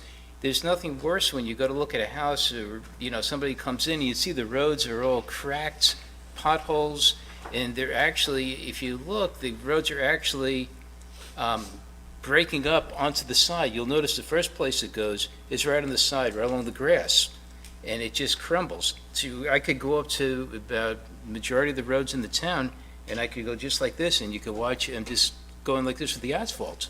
It's no longer intact. It needs to be repaved. And to repave a road, Joe, can I ask you a question? To repave a road, let's just say a little road like Margarita, which is one of the smallest roads that we have in Sewalls Point, how much would it cost just to do that with the cul-de-sac? So that's kind of, the number that I recall, and I'm just taking the length of Margarita, the road that's on the side of your home, okay? That's Margarita from south to north. That's about a $15,000 to $20,000 cost to mill and resurface it, okay? That's just what that is. Now, if we start running into where we have to, there's base failure, that's when you start getting into rejuvenating the road, and you have to get into more detail and so forth. So, but that's just a mill and resurfacing. That length of pipe, that length of road. So what is that, 900 to 1,000 feet? That's about the length of that. Yep. And then what would it cost, if you mill and resurface it, then you pave it, what are we looking at then? Well, that's pretty much the cost. What we've been putting aside pretty much for those is pretty close to, I want to say close to $25,000 for that milling and resurfacing. Okay, that takes up the first inch of asphalt and puts down another inch of the same inch of asphalt, or an inch and a half, depending on how much we see penetration of cracking and so forth. So it costs $25,000 just to pave one of the smallest roads in our town. That's right. And it's all, again, you got to understand, I'm giving you kind of a one road, okay, and roughly 20 feet wide, that length, okay? I mean, we try to do whole subdivisions, because obviously everybody in the one subdivision wants to go on the same type of road, and we're on a typical 15-year cycle on resurfacing roads. Now, when we ran into the recession, we had to cut back, so we went into a program of putting in a coating, okay, similar to what you see when people spray coat their parking lots, okay, or their home asphalt driveways. We went into that, that's what we call a microsurfacing. It's a little better than the painting of the asphalt, but it's a microsurface. We did that and that gave us probably maybe another 5 to 10 years on the roads. So I'm just trying to point out to you, there's different options we have because of the fact that asphalt was very expensive during the recession. We ended up having to go back to that option. And what would it cost? One of the worst roads that we have out here is Riverview. what would it cost if we were to repave Riverview? Because that road is just, you go into the middle of the road and you could take it apart with your fingers. Well, again, that would be, what ends up happening when we have failures in the pavement, the asphalt, like you say, is crumbling, then we have to do more than just mill it, okay? We have to take it out, and we put in what we call a leveling course, where we put in more asphalt in those areas, and then we go over, that just kind of fills in the problem areas, and then we go through and mill and resurface the whole road. So, you could almost double it in some cases when a road is in significant disrepair. We try to watch them, I think we've always been, we pretty much try to look at the roads in about every year we look at them, and we kind of say, okay, this is what we need to do this year, this is what we need to plan on for next year and the next year. So we try to kind of look 3 years ahead, and we do that. Actually, Tina helps us with that because she's riding these roads all the time, and she kind of gives us some direction. My inspector, Gary Jones, goes in, we measure them up, and so we try to minimize going out. When I first came here, you were just overlaying all the roads every 3 or 5 years. It was like, not that you didn't have to do it, but you really didn't need to. So we kind of said, well, that's kind of wasteful. Let's just do it when we need it. And just so let's remember, we all know about all these capital improvements we've been talking about. We've been talking about them for 3 to 5 years, right? So guess what? I'm a little reluctant to go out there and repave roads that we may tear up to build the infrastructure you're going to put underneath them. So I don't want you to think that we're not keeping our eye on them. The last year, we've been doing a lot of patching because we said, listen, they've gotten to the point we can't wait for the grant monies to come on South Sewalls Point. We got to go patch that road. So there's our position on how we approach this is changing a little bit because we have these capital improvements being lined up. I don't want to go spend the money and then we're going to tear it out in reference to a full repaving project. So I do the patching now, and that's what we've been kind of doing. And just so you know, all these stormwater improvement projects, area phase 1, phase 2, phase 3, phase 4, they include not just South Sewalls Point Road. They go up into the subdivisions, okay? Because remember, we're trying to capture that water before it gets down into the low-lying areas of South Sewalls Point Road. So we are doing some improvements in those areas with all of these phases, okay? Can we use that money toward matching grants?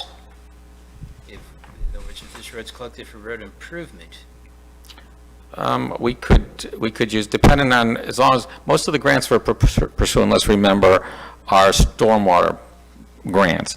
We have to be doing some sort of stormwater improvements, or we have to be replacing roadways above a stormwater improvement, okay? So it's kind of hard to match something that's, say, on River Road, that really is just overlay when we're not doing any stormwater improvements with it. It really has to be associated with the stormwater program. I think on this particular one, sir, would have to directly be with the roads. Thank you. Commissioner Fender. So we're talking about doubling this fee, which is no small matter, and I'm sure we absolutely need it. So now I'm trying just to find a way to hang my hat on something that associates with a doubling. So I see on the comparison to other towns, the numbers are kind of all over the board, and I don't know quite what to make of them. Stewart seems to be a flat rate fee of $2,100, which is significant per unit. Is that true? And I don't know what is our 0.4% relate to? What is the average? I don't have that, but some of the municipalities have actual impact fees. Okay. And that's what I think you're seeing in Stewart and what you're seeing in Martin County. They have impact fees. That's not a road impact fee? That's just some kind of other impact fee? They have impact fees for roads. Yeah. And And so that's what 2143 is? Yes, sir. Okay. And then out in Martin County, it's 0.001%, which is almost zero, right? So it's like a massive range. No, that's an assessment on their building permits. But in addition to that, they have road impact fees as well. So I for think instance, the impact word is getting very confusing. It There's that does. technical impact fee that required the whole the test and the legal fees, and we determined that probably with the lack of new lots or new building to be had, that it was not really making sense for Sewalls Point because we're practically built out. So the fact that we say road impact assessment, I think is a bit of a misnomer, like call it road repair assessment Okay. in your head. Sure. So what is the increase? What is 0.4% in real dollars? Depends on the permit. Okay. We could average that out on any given year, and we probably have historical data, right? We could go back 10 years and see what we have brought in over. Well, she Yes, has. we did that for you, sir, on Okay. the January 12th meeting. We actually, at that Okay. January 12th Maybe somebody meeting, can we remind me, and I showed you what apologize. the amount was that we've brought in. Oh, I see, year-to-date. 24,000, 12,000 That's for versus the rest of the 24,000. year. Go ahead, I'll let your Yeah, finance Mayor, director Finance know. director. Just only because we just did a budget amendment on this, so Yeah. for fiscal year end 2021 is $86,000. 86,000. Is how much we've raised from that fee for everything over a year. Correct, that's the anticipated. It was originally, I believe, 60, and we increased it, and we are already at The original budget was 85%. 60? Okay. Okay. Because permit fees are higher, we've collected on permits. So for fiscal year 21, 22 down here, you were thinking the budget amount would be around 55,000. Is that because there'd be less? We were just using the Okay. original 2021 budget Okay. and not accounting for any sort of increases or, Okay, okay. just taking apples to apples. Okay, that's fine. I am behind an increase. I agree with Dave that our roads need attention and need repair. As for the 2%, obviously this is for every permit, so no matter what you're doing, you get charged this fee, and that makes sense because trucks are coming in to do the work. But there's also wear and tear to our roads. It's not permit related. Landscaping trucks, they don't have permits, and we don't have permits. So it's a balance of, I want it to make sense. I feel like if we're going to increase it, it should make sense. So That's what I'm trying to say right there. I'm not saying no to 2%, but I just want to make sure it, Needs to make sense. yes, that given, and they are, it's the staff, I feel like it's if maybe, to Dave's point, because they do need to maybe 1% as opposed, because right now it's at 0.8, they recommended maybe we could do 1% or something. I just want to make sure it makes sense, because I know that wear and tear isn't just from new construction, though I think that's a big factor right now. We haven't probably taken care of them as well as we should have throughout the past, so. We can't do a breakdown from new construction versus like renovations, can we? In other words, can we do a separate? In other words, if it's brand new construction, can we charge more than a person that just wants to add a patio? I think we would have to, I think that would be not worth the Yeah. legal fees to make that happen. Okay. Yeah, but it's a good thought. I get where you're coming from, because new construction has a lot of vehicles and a little Which small. is why cities go with impact fees. But Yeah. again, the commission has this discussion. Yeah. We recognize you did not want to go I- with impact fees, I'm, so. I'm open to 0.8 or 1%. Commissioner Fender and Campo, I don't know who went cancel first. mine. Okay, Commissioner Campo. Okay. First of all, I want to praise Michelle and Kim, and Joe, a little. Just, well, mostly Michelle and Kim, because I think since I've been on the commission, this is the most comprehensive plan that we've put together. I think in the past 2 or 3 years, we've actually done the most comprehensive actual construction of capital improvements. And when I ran, again, 7 years ago, I was all about putting more money into hard assets. So I think this goes further than we ever have before. We still have a lot of ways to go. I would just, I'd like to know, just a quick question, but I don't want to lose my train of thought, because you know how I get with, when I don't take my ginkgo, kind of space out a little bit. But we've got these projects underway, near, midterm, long-term. I'd like to see like a subtotal of what those are. But let me give you kind of my big picture guy.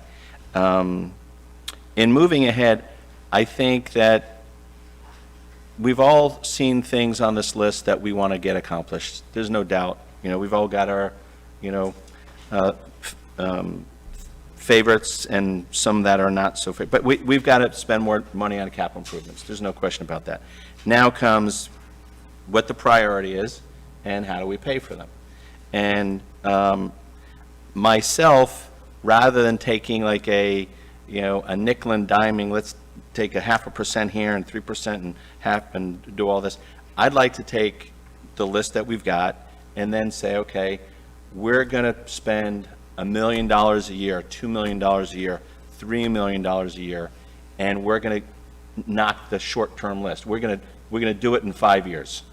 And I think rather than just take 0.4% of this, it's not really going to add up to anything. And, you know, I'm in sales, so you present the benefits, you create the need, and you give the cost, and the client says, well, I like this, but I don't like that, and then you tweak it and you come up with an answer.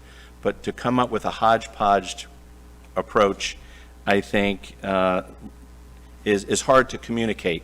You know, when I bump into the $2.99 Chuck special at Fresh Market on Tuesdays, when people are trying to say, hey, so what are you doing about, and now I've got to explain that to them. So I would like to have a comprehensive, like, okay, we're going to do a $30 million project over 6 years. We're going to get, you know, half in grants, half we're going to borrow money, and the other half we're going to pull out of this type of fee. So I like to, and I think we're making a tremendous amount of progress. I am not getting in the way. I will say, as a commissioner who's been proud to not have any ad valorem or significant fee increases in the past 5 years, that I'm ready to take those on. I'm ready to talk about debt. I'm ready to talk about new taxes, increased taxes. I think we need to present the case, and I think we're building that with your help. When we look at these potential capital funding sources, one of the things, and we ran against this when the mayor brought up the impact fees, is I would like to see a column of how much it's going to cost to implement the fee. As an example, if we do a stormwater utility fee, or if we did a true impact fee, are we going to have to spend money for studies to do the nexus to generate? If we have to spend $150,000 and we're going to only collect a fee of $250,000, I think it's grossly inefficient. And, you know, we do have ad valorem, we do have franchise fees, we do have road impact assessment fees. We have some things that are already in place to adjust the rate. You get all that money rather than having to sink it in consultants. The second thing is, I would like a commitment from the staff moving forward before I go out in the public and say, hey, the word $60 million, scary number. I would like to have commitment from staff that we're not going to add staff. This money is going to go into the ground. This money is going to go into roads, bridges, water improvement, clean water, clean living. And I know the comprehensive plan was something that the town manager really wanted, and I love Bonnie Landry. I look at it as just an added bureaucracy. Now, you might find something to add to that, and that argument has been done, and I trust Bonnie, and I'm sure she'll work hard for that. But if Bonnie becomes another employee, and then we're going to need another employee, and we've spent all this political capital trying to tell people we're raising money for hard assets so that the road doesn't crumble, I'll feel like a total sellout. I want to, move out of town with my tail between the legs. So I would like a commitment from the staff that all the increased monies that we're talking about are for hard assets, okay? So low setup fees, a commitment from staff that we're not going to increase staff. Third, we talked about this when we were talking to Medalist Homes, and that's a lot that a town of Sewalls Point owns a property on, I think it's 5 Heritage Drive. And that property is worth probably about $300,000. And if you drive by there, there's a large oak tree that's been hacked and battered and looks like a paraplegic coming from the Afghanistan war. I mean, I'm serious. It just looks horrendous. And that's an idle asset. We've got to use all of the assets that we have to maximize. If we're going to improve the river quality, but we sell a lot that has a big tree, I'm okay with that trade-off. But to just have that lot sit there. No one's using it. From my understanding, there's no deed restrictions preventing us from selling it. I think is another way of using what we have to the greatest extent. And then lastly, so there's three things. There's low setup fees, no staff improvement, using that idle asset. I'm going to say that I'm not convinced, fourthly, I'm not convinced that septic to sewer in South Sewalls Point is worth $28,000 per household. I'm sorry. We can accomplish, as Commissioner Fender said, we can accomplish almost everything on our near-term list, probably within 5 years, with a number of these different, revenue opportunities that the town manager has shown. And I think that would go a long way to show that we're helping with the road, South Sewalls Point Road, we're improving the infrastructure, and, $26,000, how do you recognize that when everyone else is $8,000? Now,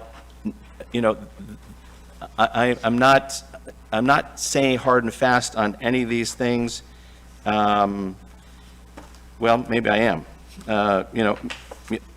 I may be open to that if Joe can pull a rabbit out of his hat and say, hey, Martin County, is going to give us a lot more money. But to me, $17 million, it's just the 800-pound gorilla. Number 5, and last, I promise, is the money coming from the latest Christmas present out of Washington. I think our number was $970,000. I think that should be 100% put into this list. Why are we talking about anything else? So I'm excited. I'm invested, and I hope that you continue to work with us, Kim. And your pretty pink shirt will not have any black on it by the end of the night, I promise. But I think that there's just some things before we move ahead with a hodgepodge approach that I wanted to make my positions known on. Lastly, there was some trends done in other municipalities about taking the entire fire and EMS cost and breaking that out. I don't know, had the town manager intended on talking about that at some point? I know it's in our package. Is that later? Yeah. Is that later? Okay, Yeah. okay. So that's another interesting aspect. I think we're making great progress. These things take a long time. When you look at playgrounds, when you look at what we're doing in South Sewalls Point Road, you look at septic to sewer, those have taken a long time. And I applaud the mayor for the amount of courage that she's taken to take on these things. I mean, this is fantastic. But we've got to, this is the long haul. We've got to go with the long haul and not just a quick fix. And then, because then what happens is you have a builder come in and then whisper in the ear of, some people, and then, the constituents of each of these taxes comes up, and before you're able to hit the finish line, you're kind of tattered. I'd rather have a comprehensive plan and pull the trigger and then tell the residents, but this is what we're getting for. People in Sewalls Point are used to spending money if they know what it's being used for. And I have no problem raising taxes and borrowing money if my 8 things that I just outlined, are taken into consideration. So, any questions for me on any of those issues? Yes. Madam Mayor, I just need clarity because I'm trying. So the first one was no setup fees for consultants for impact fees. No, not no setup fees. I'd like to know what they are. Okay. Second one was commitment from staff not to add staff. Right. The third one I missed. Use idle assets. Use idle assets, selling the heritage lot. Okay, okay, so then I must have missed 4 then. 4 was Septic to sewer. septic to sewer at Sewalls Point, might not be worth $26,000 per person. Per Okay. household. And even though they're not paying that, right? Okay. Well, that is the Yeah. total cost. 26,000, okay. Yeah, that's total. I mean, And then the that- last one was the ARF. American Yeah, Rescue use the Fund. federal money. Yes, You putting that into a list. and then maybe 6 would be what you're going to present later about the fire and EMS. Okay. do what other municipalities have done. And then after the commission speaks, I'm happy to speak to you. if you'd like. Okay, great. Thank you so much. Let's hear what That was Commissioner actually- Tompeck has to say. That's actually coherent. Thank you. Yeah, a couple of quick items. The approach that the town manager is using, and I understand, James, why you think a composite approach is maybe a little bit confusing, but what we're trying to do here, I think, on some of these things is catch up, where we haven't made the modification we should have made over the last 5 or 6 years. So even though it looks a little more piecemeal than we'd probably like it, it's something we need to do anyway, regardless of what we were planning on doing. The other thing is, I understand, why you want a commitment to not add staff, but I think it's important to recognize a couple of things associated with that. Number one, You're a staff person? what, excuse me? Because you are a staff person? Well, no, I mean, when we decided we were going to do, go into a pretty massive capital improvement program, we recognize that there's some additional staffing things that would have to come from that. And regardless of what they are, or regardless of what they might be here, any staff recommendations would either be covered in a budget, they have to be covered in the O&M budget for cost, and we'd get a chance to take a crack at it there and either be convinced or not convinced that we needed to do it. So I don't know if we'd want to necessarily restrict or tell the town manager, you just can't have anybody. We'd want to look at it on a case-by-case basis to see where we are, based on the amount of work we have. And you did mention I think the septic to sewer, we're really looking at 14,000. If we can't get enough grants to bring it down to 14,000, I agree 100% with you, let's not do it. And I still think, and I will push until the cows come home, that Martin County Utilities needs to fess up and throw some more money in the bin. I mean, they're getting 652 customers for life. That's got to be worth more than a couple of $1 million. Thank you, Commissioner Tompeck. Commissioner Kurzman, and then Town Manager, you're up if you wanted to. James, I agree with a lot of what you said. Number one, the lot you're talking about, right now, if it was on the market, we'd bring it somewhere between 425 to 475. There's no empty lots out there anymore. They're gone, all the inland. There's only a handful, but they're not for sale. Going back from the septic to sewer, if we could get it for out-of-pocket, or you look at it as a deductible almost, if you're somewhere between $8,000 to $12,000 with all in, I don't think it's a bad thing at that point for septic to sewer. There are a lot of homes that, I was against it, and you know that. And I got up there and we argued about this, but, in the long run, you're right. I got the bullet one. I made it. Here. But, but what it is, when the stormy season comes in, the high tides come in, I see these poor homeowners who are neighbors, no matter where you live, anybody who lives in Sewalls Point is your neighbor.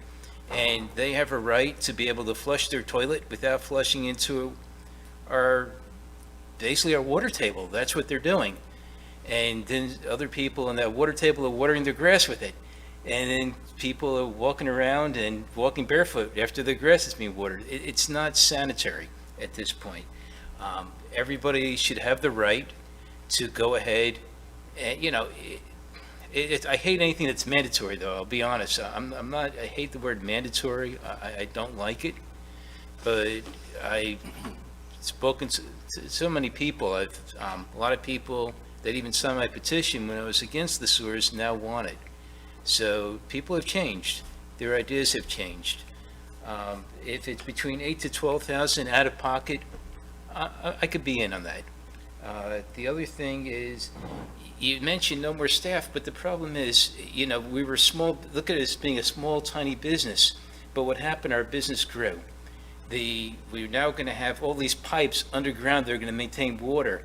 You have one public works guy, nice guy and everything, but he's not the most seasoned public works guy. You're going to need probably, he'd be like the secondary guy, almost the helper to a seasoned DPW guy, who will come in, and hopefully we could save ourselves some money. Maybe we could get a guy that's capable of cleaning out all these outfalls and pipes, because, you know, there's a lot of people, the worst thing to find is that that's blocked up and it's coming, all the stormwater is coming on your property. To have somebody that could come right out and actually relieve these storm drains that are all clogged up, to have somebody come right out within 24 hours, I think the residents deserve that. And, you know, Jeff makes a good secondary guy to come out and do this. I would love to see another DPW guy once we get all these projects completed. Not right now, today necessarily, but down the road, I think it might be a necessity where the town will actually be able to save money by doing this, because we might not have to outsource. When you outsource, you could be spending few $100,000 a year, or you could have a full-time DPW guy that's a seasoned pro that might charge you 75, 80, I'm sure it's going to be in that range. Labor is expensive right now, no matter what you do. I know even with the people that are doing our roads, their biggest problem is there's a labor shortage. They can't get anybody to work, no matter what you're doing. And to get them back in, you're paying premium dollars. There's so many, wherever you go, there's job shortages. Even the Hardys had to close down over here, I was told, because there was no employees. They can't hire anybody. That's pretty sad what's happening in our country right now. We should never say never hire somebody, but I understand what you're saying. You don't want to see an office full of staff necessarily, but I wouldn't eliminate the fact of possibly bringing in somebody for DPW to come out and help the residents as needed, because we're spending all this money in the infrastructure. I feel that to come with the infrastructure, you're going to need help. It's not cut and dry, and how many times have we had to have people call because, have you gotten calls, whether it's our town engineer, our town manager, they're constantly getting calls because we're not able to keep up with our maintenance. And we have all these great projects, but you got to maintain a project. And, it continues. I mean, you make a park, you got to cut the grass. Anything you do, there's always something that is going to need repairs. It's not that simple. And, it's like owning a home. You have a leaky roof, you can't just leave it leaking all the time. You got to fix it. Okay. Thank you, Dave. You raised some very good points. I appreciate it. And Michelle, before I get to you, I wanted to add some things. Commissioner Campbell, I'm glad you brought up your priorities, because I actually debated when leading the meeting, should we talk about them all at once or should we go one by one? And I think it works better to talk about them all at once, because I'm sure we've all looked through it all and kind of thought about them already. So going one by one is probably less efficient. So I'm glad you brought it up. I agree with Commissioner Tompeck that some of this is catch up, and it's just all coming to us at once. I think the road impact assessment should at least go up to 0.8. I think that's a no-brainer especially with all the stuff we have going on. And the other one, that the stormwater utility fee, that might not be the catch-up you're referring to, and I do believe that has a cost, which it should be. I think Glenn said that should be looked into what it would cost, but the stormwater utility fee makes so much sense to me with all these. That's our main issue, number one priority. We're doing these giant projects and we're already not taking care of it. And I think most residents would understand it. I ran it by my friends, they're my focus group, my little test group, and they're like, that makes sense. It makes sense to pay to take care of all these things. So that one seems straightforward to me. And about the septic to sewer, I agree. When we talked about this before, it was to get it was all about getting the cost down to the appropriate amount that people could handle. And so I think that was the goal with it. And although I do understand about the planning and the waiting, I want to be proactive. It's clear that we need money. We already had one hang up where we had to delay because we didn't have money and we ran that cost. We don't want to be forced into bad decisions that we have to make because we haven't been proactive by thinking ahead, and we need the money. I mean, all these things show us all our matches. So that's one of my main concerns. Using the idle assets, I know there's this tree on that, but that makes sense. I mean, property is worth so much right now. It seems a shame to let that money necessarily go. To the point about not hiring staff, I'm not sure that I would think that's the best decision for me to make, see what happens, given all the points that the other commissioners raised.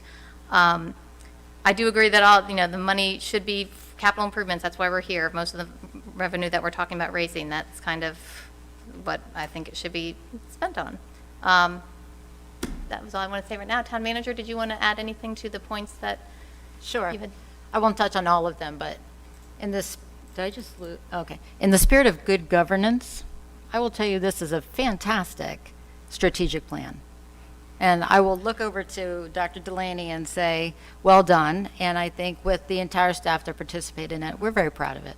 So whether you think it's a hodgepodge or it's categorized wrong or we should speak about it differently, I understand that everybody has an opinion. But certainly I think that history will look back at this plan and applaud you. So let me just say it that way.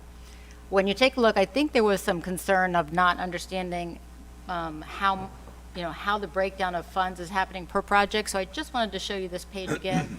So as you go back into your packet and you refer to it again, it has the project name, what time frame. So what is it we're trying to achieve, which is a goal, right? When are we trying to achieve it? There's the near term. How much is it going to cost? How much of it is our share? And then who else is responsible for assisting us with the funding? So that's what that breakdown is there. And it goes through for each and every project. And that's part of your decisions that you've been making on the what of what needs to get done. Then you get into the how. Okay, so now we've decided and we've strategized and we have a shared vision of what we want to accomplish. These are our goals. Well, how are we going to get them accomplished? How do we pay for them? That's why we're going through each item individually. So I recognize everybody wants to talk about it all at once, but from a good governance standpoint, in order for us to know exactly what the majority of the commission wants, I do need to break it down so that I can get thumbs up, thumbs down. So I still love the I kind of like talking about ideation. it all, and Yeah. then we'll go through, and it's a thumbs up. I love the ideation because you can tell exactly the priorities for each commissioner, but I still do want to go Right. through the rest of the packet to be able to know exactly what next steps are for us, if that makes sense. Yes, and I have Okay. planned on that. I just thought the conversation was suited to talking about them all a little bit, so that Yeah. we had some And idea. then from a commitment, to not add staff, I think I can rely on Commissioner Tompeck's comments and just say, I'm not going to make that commitment, and I really can't. When you're talking about $16 million of resiliency projects, because that's what you're talking about, in the next 5 years, and $17 million in septic to sewer, forget about operations. That takes a lot of work. And the work that's getting done in the town right now with 5 full-time employees is incredible. And that doesn't include your part-time clerk or your part-time finance director. Everybody else is full-time. And we just can't keep going that way. And I don't think you should expect to either. It's a level of service issue. So again, that becomes a policy issue. And to Commissioner Tompeck's point, that has to get brought to you every year at budget time. So you could simply say no, but I can't commit to you that I'm not going to ask for it. So I want to make sure that that's clear. And then I think the rest of them we're going to address as we go along. All right, okay, thank you very much. Oh, and last thing, we're on this issue of the assessment fees for the road impacts. That's what I need from you. And again, for the backup information, I have the workshop minutes, thank you, April, from January 12th. And so to save some time about all of the conversation that we had about impact fees versus this assessment and the overall decision that the commission made not to hire consultants and make that rational nexus and create that extra expense just to collect the impact fees. I will say, let's take a look at this last paragraph, which was the decision maker to move forward. Sorry, can you reference what page? Sure, it is your backup material directly behind the user fee discussion, road impact assessment fee. This is 2 commissioners from Michelle Berger, commission workshop, May 11th. Is it, right over here, you see 3,000 times .004 at the beginning, it'll say commission, right over. On your agenda, Oh, tab A, right in back of the orange number 2. it's item 5, discussion number 2A. The second page after the memo. 1, 2, 3, 4, 5, 6 paragraphs down. Mayor Mayfield said that the traditional impact fees were tied to new development as opposed to fees for regular road maintenance. She asked the commission if there was any interest in moving forward with impact fees and a road assessment fee increase, to which Commissioner Tompeck responded he was interested in both topics. Vice Mayor Campos stated that he was not in favor of a new impact fee, as similar goals could be accomplished with the existing fee structure that was in place, and he was open to changing the level of it. He said that he would be in favor of increasing the construction fee, which is this fee that I have in front of you now, if it were part of a master plan. So my interpretation is that I have now just handed you a master plan. Here is the specific fee that staff was directed to make sure we brought back to you with the increase. So all I need from you all tonight is what that increase should be. Okay. Commissioner Kurzman, are you you still like the 2%? I'm not saying that's, I'm at 2%. You know, I'm just looking, this is our future. And the future starts today, and this is where we got to go forward. And, you know, I'd rather see most of the money that's being collected in permit fees is coming from new home construction. Let's get the money now. Somebody wants to join in, they're going to pay. Those big trucks are going back and forth. Now is the time to collect, and this will help our residents that are working real hard to pay their taxes that have been established here for years or even recently that bought into a home within recently in the last year, last few months, whatever. But the people that are coming in, building in $3 million, $5 million, $6 million homes, to go in and pay 2%, it's not a big deal. That's like me buying a pack of chewing gum. How much is that? So on a $1 million house right now, they're paying $24,000 for basically a building permit, the overall building permit, not the, which includes this. Yeah. So what percentage of that 24,000? The 4,000 4,000. is for this road impact. The 20 is for the building permit. Okay. So if someone builds $1 million house, should they pay a $40,000 building permit fee? 40,000. Which if it went up to the 2%, Oh. would be 2 plus 2, be 4%. And they would be paying that amount to Martin County in impact fees as well. Commissioner Fender. I guess at this point, I'm not going to say I'm against it, but I'm not to a point with enough data to say I'm for it yet. Because to me, right now, we're just throwing out arbitrary numbers. So I keep trying to ask questions to say, okay, what's the specific number we're talking about? I think- So that helped a little bit. Yeah. I think because it's a relatively small revenue stream, that to maybe, I don't know. did Yeah, you that's what want I'm to spend saying. a little That's more why it's time? not worth, I'm not, And there was I no don't need to real tear study this done for apart the too point much. fours, yes. I'm more worried about all these little ones adding up to something that gets us to an inability to enhance. Right, but because we don't have impact fees, we don't, and other places do, this seemed like, this is with the discussion before, this is a way for us to help cover some of those costs, because those construction vehicles do cause more damage. Or we could just than- have yeah. impact fees. So this was just an effort to, cover the town's costs and increase it. So Understood. the question Yeah, no, is no, now. I'm not- which Like I amount? said, I'm not against it. Right. I'm listening for more data. Okay, So, just in the interest of time, since the only thing that's missing is the number, right. why don't we say that we definitely want it on the agenda for May, and we'll just wait to see whether it goes from 0.4 to 0.8, or from 0.4 to 2%, and No, sir, I'm trying to make this as streamlined as possible for you. so because I we think the don't get building, into I think the building community, who is going to be probably most opposed to this, would probably like to have some input on it. And I thought that think the that that's residents something paid it. that's probably not even on their radar right now. Why would we be concerned about the building I thought the community? No residents paid it. offense to them, I mean, I'm sure they're hardworking people, but I'm more concerned about our 1,000 homeowners that are in Sewalls Point instead of a few builders. A few builders, I don't care about them. Because, Who will I mean, also have to pay it, by the way. Yeah, I mean, We all build things, when, right? when someone comes to a builder and says, I'd like to build this home in Sewalls Point, give me the cost, they're going to say, well, first thing you could do is set aside $40,000 for Sewalls Point. And they might say, maybe I'll go to Snug Harbor. It's So, they okay. costs are premium right now. There aren't a lot No, of lots. So we're arguing whether I we. understand. I just think that, I don't think we should be mandated that we need to tell what that number is now. I think we want it on the agenda. I think we're all open to it increasing.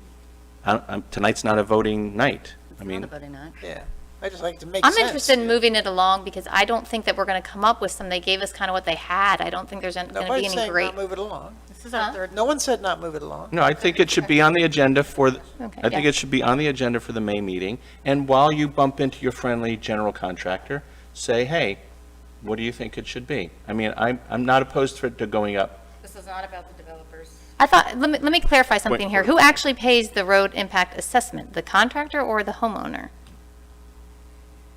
The homeowner, but when the homeowner goes to the contractor and says, hey, spec this out, how much is it going to cost? But Snug Harbor has an impact fee. Pardon? Doesn't Snug Harbor have an impact fee? You didn't know.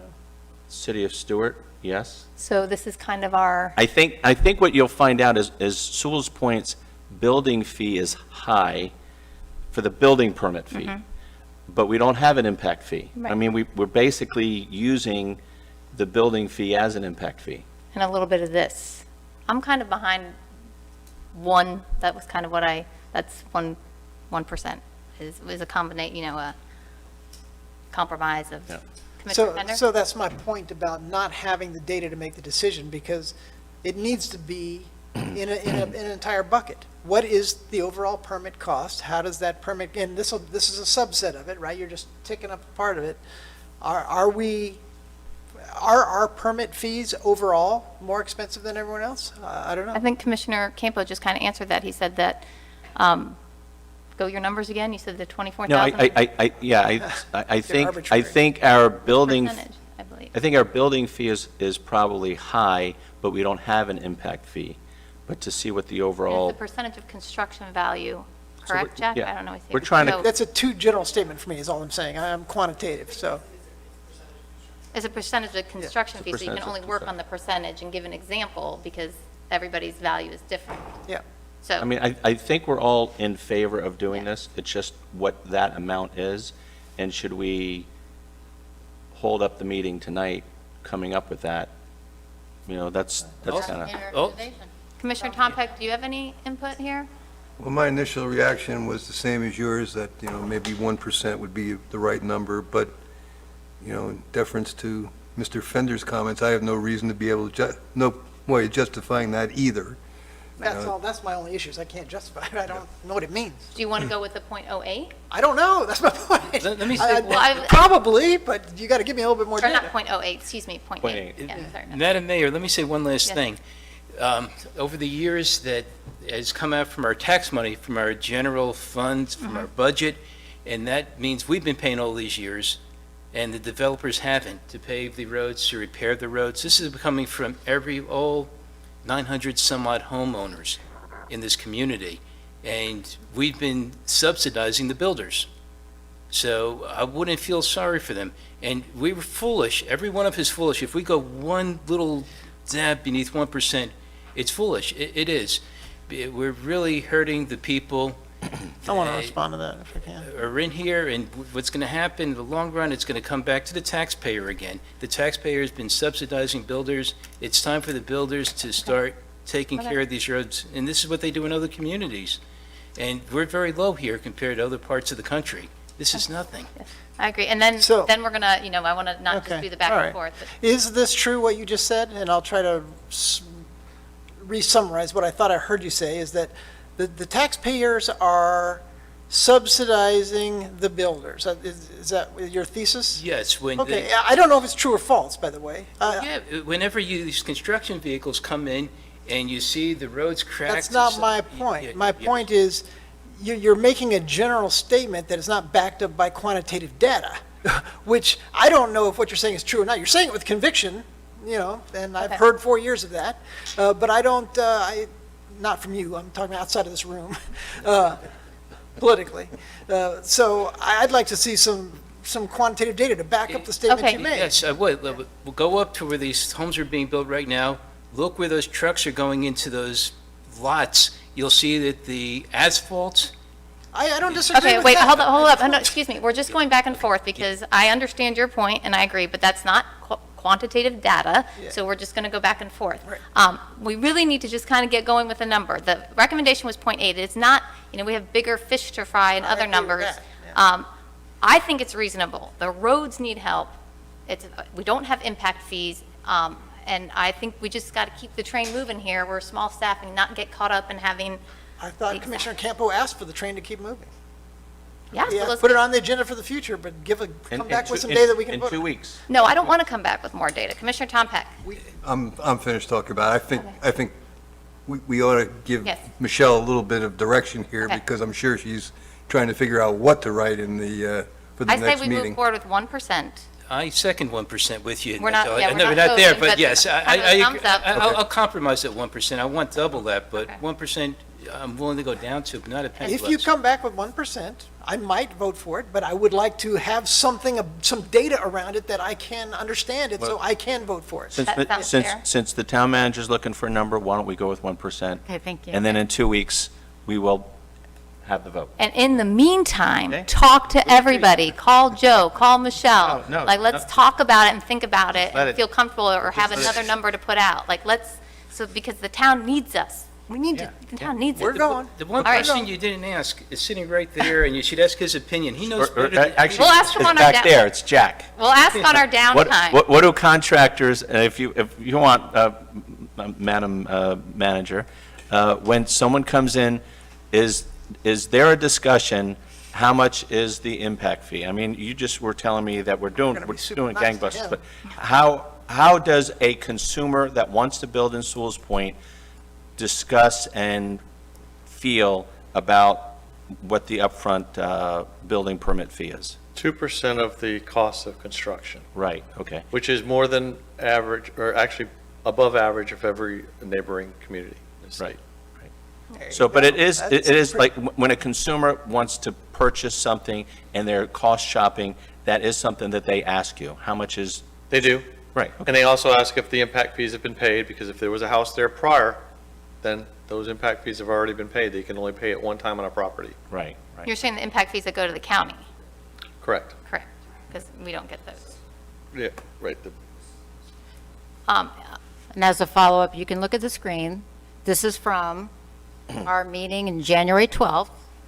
And just to show you as a reminder, this is our agenda from January 12th, when we discussed impact fees in Martin County, and we discussed the potential for, so we did all this in the Right. past, is what I'm saying.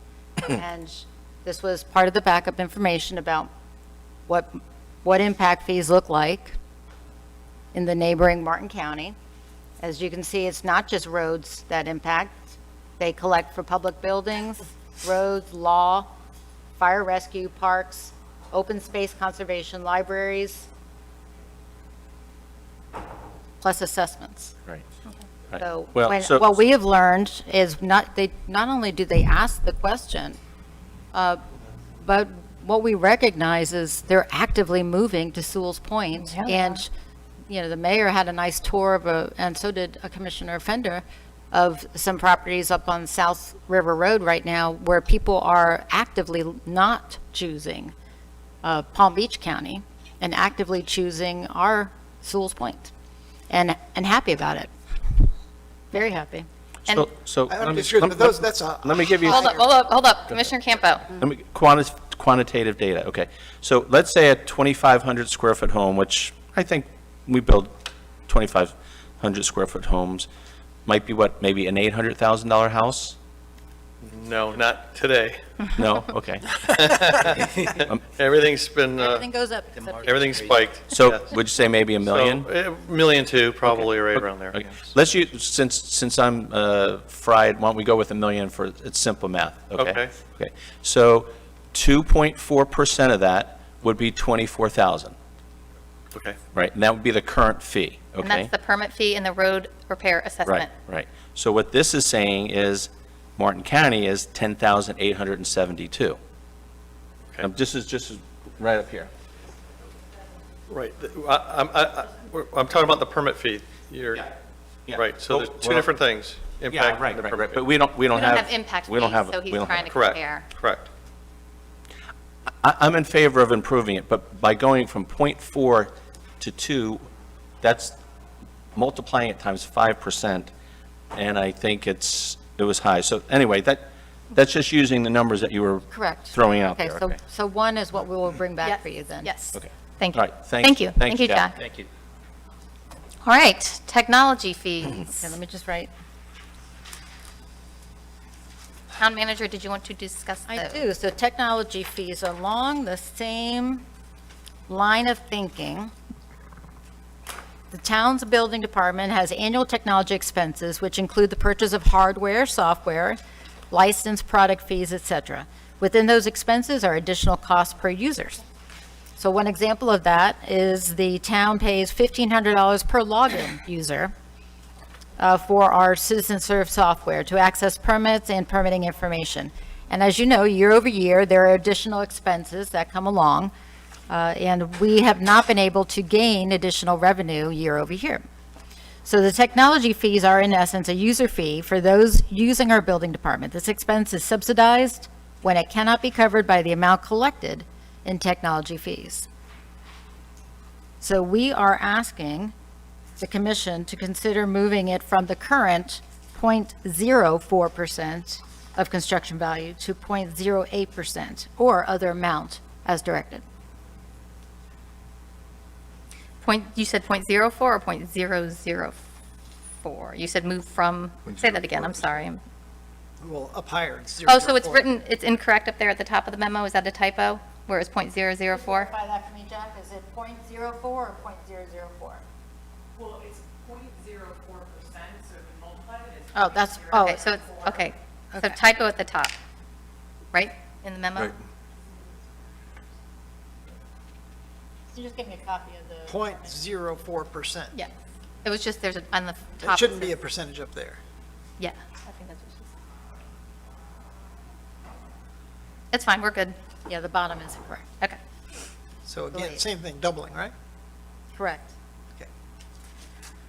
So the difference on this one is minimal, as you can see. We project the next year to go from 5,500 to potentially 11,000 with that recommendation. You know, I'll see what the other commissioners think. I think especially with the 1% added to the road repair, this is not one that's, seems a little small, and I don't know. Commissioner Fender? Again, my position's the same. This is probably great, but I would like to understand the overall permit fee compared to other municipalities' permit fees, and as a whole. The subparts are what they are. We don't have impact fees, but we have something else. This will be 0.4, but we'll raise to 0.08, but after we do all these one-offs, what is our overall permit fee compared to everybody else's permit fee? I mean, I'm for raising it if we're low, and, I probably would want to put the brakes on a little bit if we are exceptionally high, as I heard the building officials say, so. Madam Mayor? Yes. I think you've heard, I've sat in this chair and heard John Adams say that same thing. I don't think it's a secret that our building permit fees, when you collectively, the aggregate total, is more than some of the municipalities that surround us. But it's Sewell's point, and I think it was done that way by design. By the way, think, I don't actually right? have a problem with that, by the way. But I would like to know what they are. How much, Okay. what is it we're talking about? How Right. much more are we? We should be more. It's a great community, but how These- much more is it, Right, and this is, and these are fees that have been established since March of 2015, as we discussed in the beginning of this year and as we discussed last year. So there's been no increase since March of 2015. And if the commission doesn't want to increase them again, that's okay. That's your I policy just want to decision. make sure it's clear, that's not what I'm saying. No, I I just want to recognize. understand, okay. You don't have to qualify. Okay. You're the policymaker. What we're trying to do as staff is close the gap. We understand what the delta is here between the money that we need to spend on the capital improvements and the money that we will have from a cash flow perspective to pay for the monies that are needed to match the grant funding and/or actually get the job done. There's a very big delta there. And in order to get that and capture it, your staff is bringing forward to you every revenue stream option, and we don't really anticipate that you would say yes to every one, but we're bringing it forward to you. And so we're doing the user fees first and the permit fees, and if that's not okay, we'll just move really to the ad valorem and the assessment conversation. So I- it's, I wonder if there'd be any benefit to having a couple of examples with all the fees that we're talking about as opposed to what they are now, and so that everybody feels comfortable exactly what that means in total for, that would seem that you could probably put that together fairly easily. sure, what would you like? I thought we did this last year, and we did it before, but If we did, it'd be easy to find then. sure. Tell me exactly what you're looking for, Well- so that we can make sure we get it right. That would probably be good for the other one. For this one, do we have a lot of interest in this one? This one, we're talking about a lot of stuff. We're talking about the stormwater thing later. We're talking about potentially millage increase. This one, the road assessment, that one, the roads are a problem. That one is more in our faces. On the stormwater, we haven't talked about the communications. Is this one that really interests I would just as soon have it covered in other areas as opposed to taking the time and effort to up this fee in addition. How do the other commissioners feel? Is this, Well, once again, I think this is, a case where we're trying to maybe catch up a little bit. okay. So I don't think we should, I think we should take advantage of the fact that we haven't, that we Okay. need to catch up with it, that's all. Okay, what about you move this one forward at the recommended amount, since it is so small, and then we would vote on it, and if that's not the one we want, then we don't vote for it. How does that sound? That sounds good. Okay. And one of the, the things that I just verified, it is 0.04%, Okay. currently. you. So we'll go ahead and make sure Okay. that bottom line is the correct line. And just as a reminder, often we're not covering costs with the current collections. And so we can compare it to the other agencies, but the cost of doing business is the cost of doing business. And what we're trying to do with looking at each and every one of these items is really make sure that we're paying for it. That's Okay, that sounds good. Commissioner Fender? I totally agree with that, but I would also say sometimes we have to tighten our belt. I mean, I'd love to have everything, but I can't, right? So as painful as that is, and that goes back to the staffing thing, right? I mean, we should get more staff, absolutely, but can we? I don't know. You determine the level of service in your town, sir. That's exactly right. And then we might not be able to do everything that we want to do. Okay, stormwater utility fee study. I think this one does have some costs at the beginning, maybe or maybe not, but to Commissioner Campo's point before, that cost would be good to know, but I also think this is an important one to move forward. I think it's a glaring area of importance in our town. Town manager, did you want to talk about it more? I kind of jumped in with my opinion before you mentioned Sure, this is anything. another item that we talked about in the January 12th commission. We talk about stormwater almost every single meeting, right? But we really believe that the current grants that are out there for sea level rise, for resiliency, for anything that's along stormwater related, wastewater related, they prefer to see the information gathered through a study with consultants.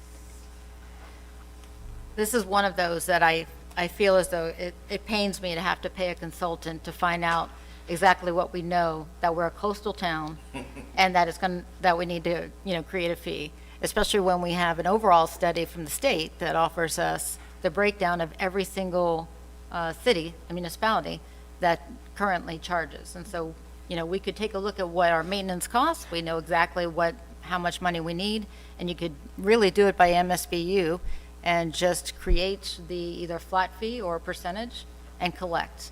However, the recommendation has been that we have a stormwater utility fee study. So this is not about the fee. This is about whether you are thumbs up or thumbs down to go out for a study. And it's part of your capital improvement draft, and it's currently categorized as $150,000 in the near term. Now, you said recommendation, is that required, or is that Yeah. recommendation? That's a lot. Can we get? I would lean to our engineer on that. Get us out of it. Just get us out. I think it's going to be a question for legal on whether we can actually avoid it. I really feel as though we. Because we're going to can collect push it. $120,000 the first year. That's going to consume the entire study. That seems so expensive for a, That's just the one have part. no- It goes up to 225,000, yeah. Just so you know, I'm doing these stormwater studies for Port St. Lucie, City of Stewart. They're all looking at increasing their fees. But I will tell you, most of them are using the stormwater utility fee for maintenance. That's what most of them are using that for. But what that does is that when the grant people do look at you, and in a lot of cases, they ask, do you have a stormwater utility fee? Because they want to make sure that whatever they're giving you money for gets maintained. So I just want to make sure you know it's not always the case. They can use these funds, because when I did one for Fort Pierce, we did their Veterans Park, they did use stormwater utility fees to match the grants itself and the capital size. But I'm telling you right now, what I'm seeing in Port St. Lucie and the City of Stewart is they're mainly using that for maintenance. Well, I think that we need, that was kind of what I and maybe the other commissioners were thinking, was mainly maintenance. Even though we have talked about putting all the revenue to capital improvements, this is kind of towards the capital improvements also. It's just towards them later in time, more big picture, long term. But Right. yes.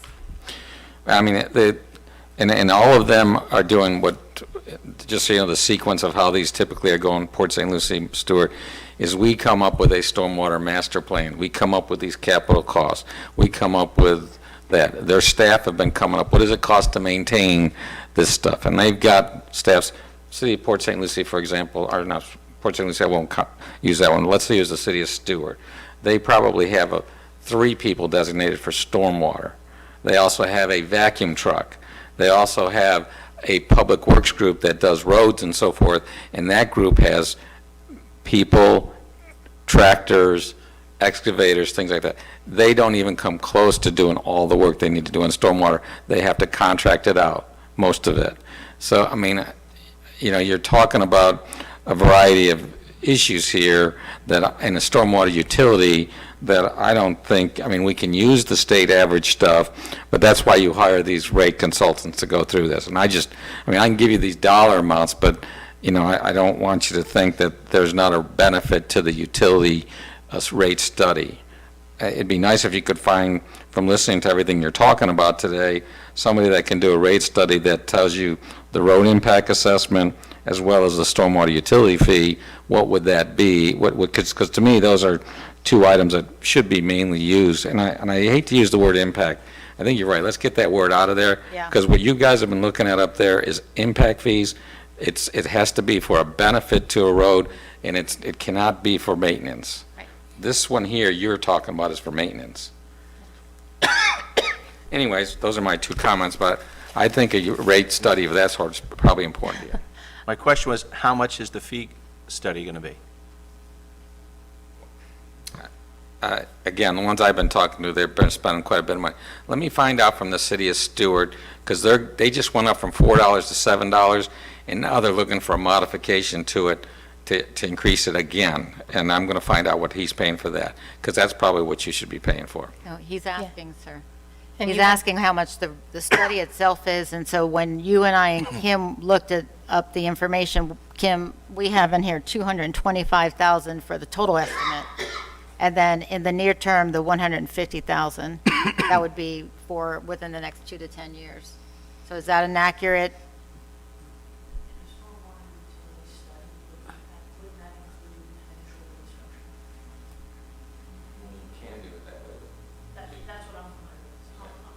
Yes, sorry. Yeah, that one works, that one works. What I'm familiar with in other communities is a master stormwater study includes an identification of all the improvements, the cost of those improvements, the phasing and timing, the maintenance costs, and then a recommended fee structure to begin to put that program in place. That's what I'm familiar with, and Joe, I don't know if we're looking, and I'm relying on Joe's expertise as to what's been estimated here.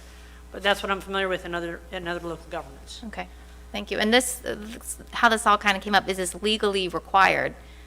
To me, it's a very prohibitive startup cost. And we will have a memo for Okay. the mayor and commission from the legal department on this. Okay. I've requested, it just wasn't ready Okay. for tonight. Okay, thank you. Commissioner Campo, Commissioner Fender was waiting.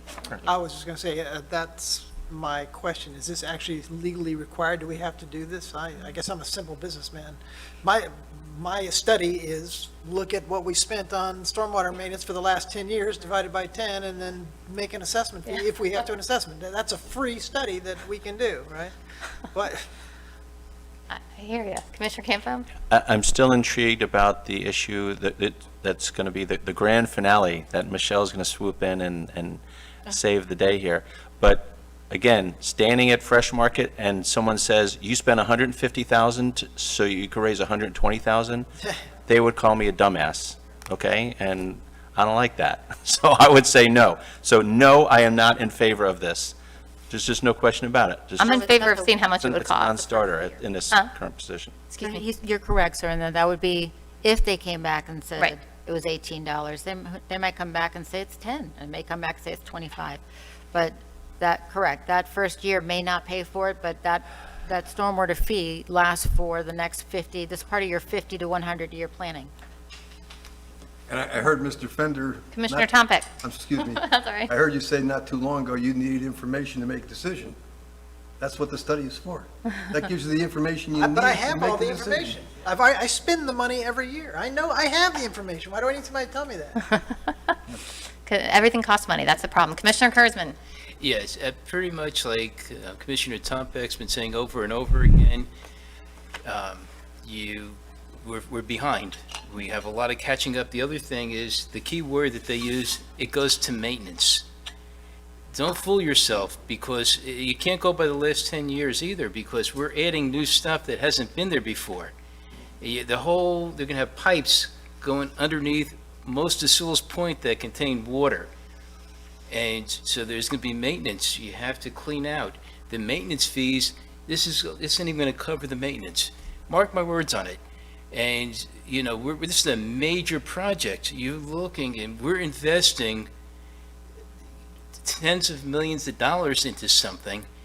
You've got to protect your investment with maintenance. You can't just say we did it and walk away and it's done. It's not that simple. And, we're going to need to do this. Putting it to 5.22, I don't think it's a big deal on this. You're raising it just a couple of points, but in the long run, we're going to have to go ahead and maintain this. I'm not just looking at today, I'm looking down the road.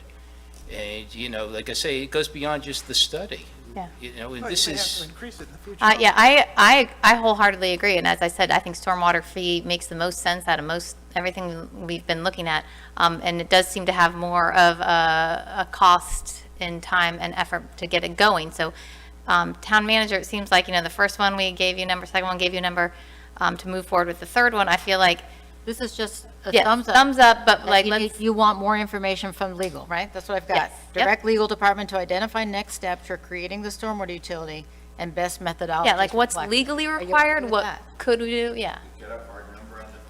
So how much it's going to, right? And if we have. And to if have it's absolutely required. Yeah, we don't ideally, have we don't, you'd rather not have that data, or you want, well, let me find out how much, Okay. and then you can make that decision. Okay, that sounds fair. All right, moving on to D, Florida and Local Communication Services Tax, Town Manager.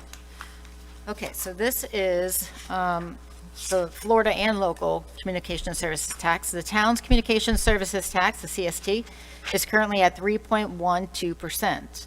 Section 202.19, parentheses 1, of the Florida State Statutes allows the town commission to, by ordinance, levy this CST. It also authorizes under under paragraph 2A, it also authorizes the town to levy the communication service tax at a rate of up to 5.1, and section 202.19, parentheses A, C, 2AC, provides that the town would be entitled to an additional 0.12% because the town has chosen not to charge local communication services providers. You're not charging them for being here and working within this town under section 337.401C1 under the Florida State Statutes. Based upon this research, it appears that the town could levy the communication service tax up to the maximum rate of 5.22. In your backup information is the email correspondence with the legal team that verified that information, that we can max out on that rate. And also, the resolutions that previous commissions have voted into our books, which include accepting the 3.12 and also choosing not to charge local communication services providers. So 557, Resolution 556, and 557. So taking a look at your areas around you, that's the page we started to talk about before. You can take a look and see what municipalities in your surrounding areas have utilized that max out opportunity. And I am asking for your decision on whether it's a thumbs up, thumbs down, that you support moving it from the 3.12% to 5.22% or other amount. But 5.22% would be the max. I also gave you a page, you have a page that also has some others on there, so you can see that it is statewide. And as you can take a look at the max outs, the majority of Florida has taken the opportunity to max out on those. That's not one.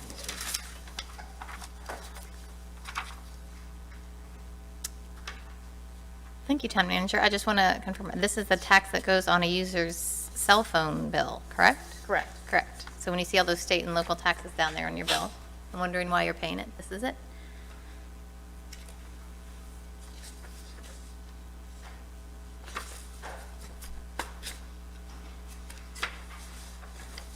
And this money does not have to be spent in a specified area. No, Correct?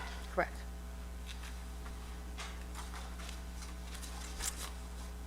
You guys are quiet. Out looking, and I see our two coastal towns in Martin County are both at 5.22, which is Stewart and Jupiter Island. And Ocean Breeze is at 2.2. And these are user fees. People that choose to use these devices. yeah, it's Ocean Breeze is a little bit different than Yes, we it are, is a so little bit you really can't compare them, but I could safely compare us to Stewart or Jupiter Island. Ocean Breeze is still using the dial phones. They are. I think they got that far yet. I don't have a lot of strong feelings on this one, but if, just like the other one, we could bring it forward, and then that's the final vote. Do fellow commissioners? Okay. Does that sound good? Yes. Yep. We'll do it. All right.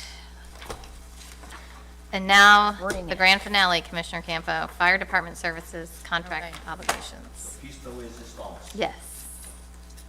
All right, let me see. Do I want to do this small, short version of this or read the memo? I think I'll read the memo. So interesting, I think that Commissioner Campo is probably our best resource from an institutional knowledge standpoint of when it first started. But I think it's interesting, it's not on my memo, but I wanted to share. I don't know what the reasoning was when you first created, or previous commission created the contract with the city of Stewart as to why to just take it out of the general fund. Like, I don't know why something separate for a dedicated funding source wasn't offered to the commission at that time. So I don't find any notes from the former town managers or finance people, but I'm not sure why it wasn't offered. And I can't find that it was offered and that the commission said no to a dedicated system. It just came out of the general fund. And I think it may have been because those first initial payments were under 200,000. We The first one was- negotiated an excellent deal. Yeah. 182 and change, right? 1,000 for that first year. And then it jumped into a $300,000 mark. And then, now we're in the 500, in the $500,000 category. So I want to say most, but honestly, all that I know, all of the municipalities that I can find have a dedicated source to fund fire suppression and fire rescue. So whether it's an assessment or an MSTU or an MSBU. And so I'm going to go ahead and read the memo to you, but that's, it's just interesting to me that it wasn't originally set up this way, I guess is what I'm saying. So the town of Sewalls Point entered into an interlocal agreement with the city of Stewart for fire suppression and fire rescue services in October 2010. The formalized agreement established the services to be received from the city and the obligations for both parties. Administratively, the town has obligations to assist with collections if necessary, facilitate and/or administer annual data with Martin County Utilities, and the city and ensure timely payment to the city. The original initial annual established in October of 2010 was $324,864. That was the first year of the actual contract, with an annual increase established to match the consumer price index percentage each year thereafter. Since 2010, the town has financed this service contract via the ad valorem taxing collection method, directing funds from our general fund to this specific benefit fee, which eliminated the use of those general funds for other general town purposes. Financially, the most feasible way to deal with this is in the same way other municipalities handle this expense, by creating an assessment, a municipal service taxing unit, or municipal service benefit unit. MSTUs are typically used at the county level, and from what I can see, not available for use with municipal service boundaries. Martin County uses the MSTU system for their fire services and imposes a fee of 2.7889 mils per $1,000 of taxable value. This is just for fire services. Municipalities typically use special assessments, which are not taxes, but considered user fees for special benefits received. Unlike a tax, special assessments place a special charge on the land based upon the jurisdiction that the land derives a special benefit, in addition to the general benefit to the public. And I've attached for your reference an Attorney General opinion on using using MSBUs and MSTUs for fire service specifically, and creating the dedicated funding methodology will free up the equivalent amount in the general fund, making that money available for capital projects, maintenance, or other needs. So task completed so far, an initial meeting with the legal team to discuss the proper methodology occurred. The town attorney will have a memo in the near future, basically on all these items, but on this one specifically, offering an opinion on best collection methodologies to establish for the town to further the recommendation to create this special assessment. Attached is the Attorney General opinion, AGO 90-75, which confirms that non-ad valorem assessments may be imposed without referendum and may be used for the purpose of providing essential services such as fire protection. The budget impacts. I gave you a snapshot. Exhibit B of the new fire services contract shows the rate of fee increase for annual services through 2029. For this memo's purposes, I gave you this brief snapshot, and that is that in 2019, it was $365,750. 2020, $502,200. 2021, $517,266. 2022, $532,784. 2023, $548,767. 2024, $565,231. 2025, it jumps up to $763,061. And for fiscal year 2021, the fire service contract is 12% of that total revenue of the town's budget. So for next steps, the commission, I'm asking to inform staff of their support creating a dedicated revenue stream to fund the fire contract with the city of Stewart. And then the Okay. legal team will let us know best methodology. Okay, thank you, Town Manager. I have a quick question. Do you know offhand why it increases so much from 2024 to 2025? I don't, Okay. I'm just. Okay. Okay. All right, I personally think this is a good idea and makes sense and is a way to free up money to spend on capital improvement projects. It's its own animal, I agree with you. The fire department's got to be it's separate, it's another service, it isn't a service that's owned or operated by our town. It should be something that's considered outside of us. It always should have been. Every place I've ever lived, the fire tax was always listed separately on my bill. I've never seen it not appear until I moved here.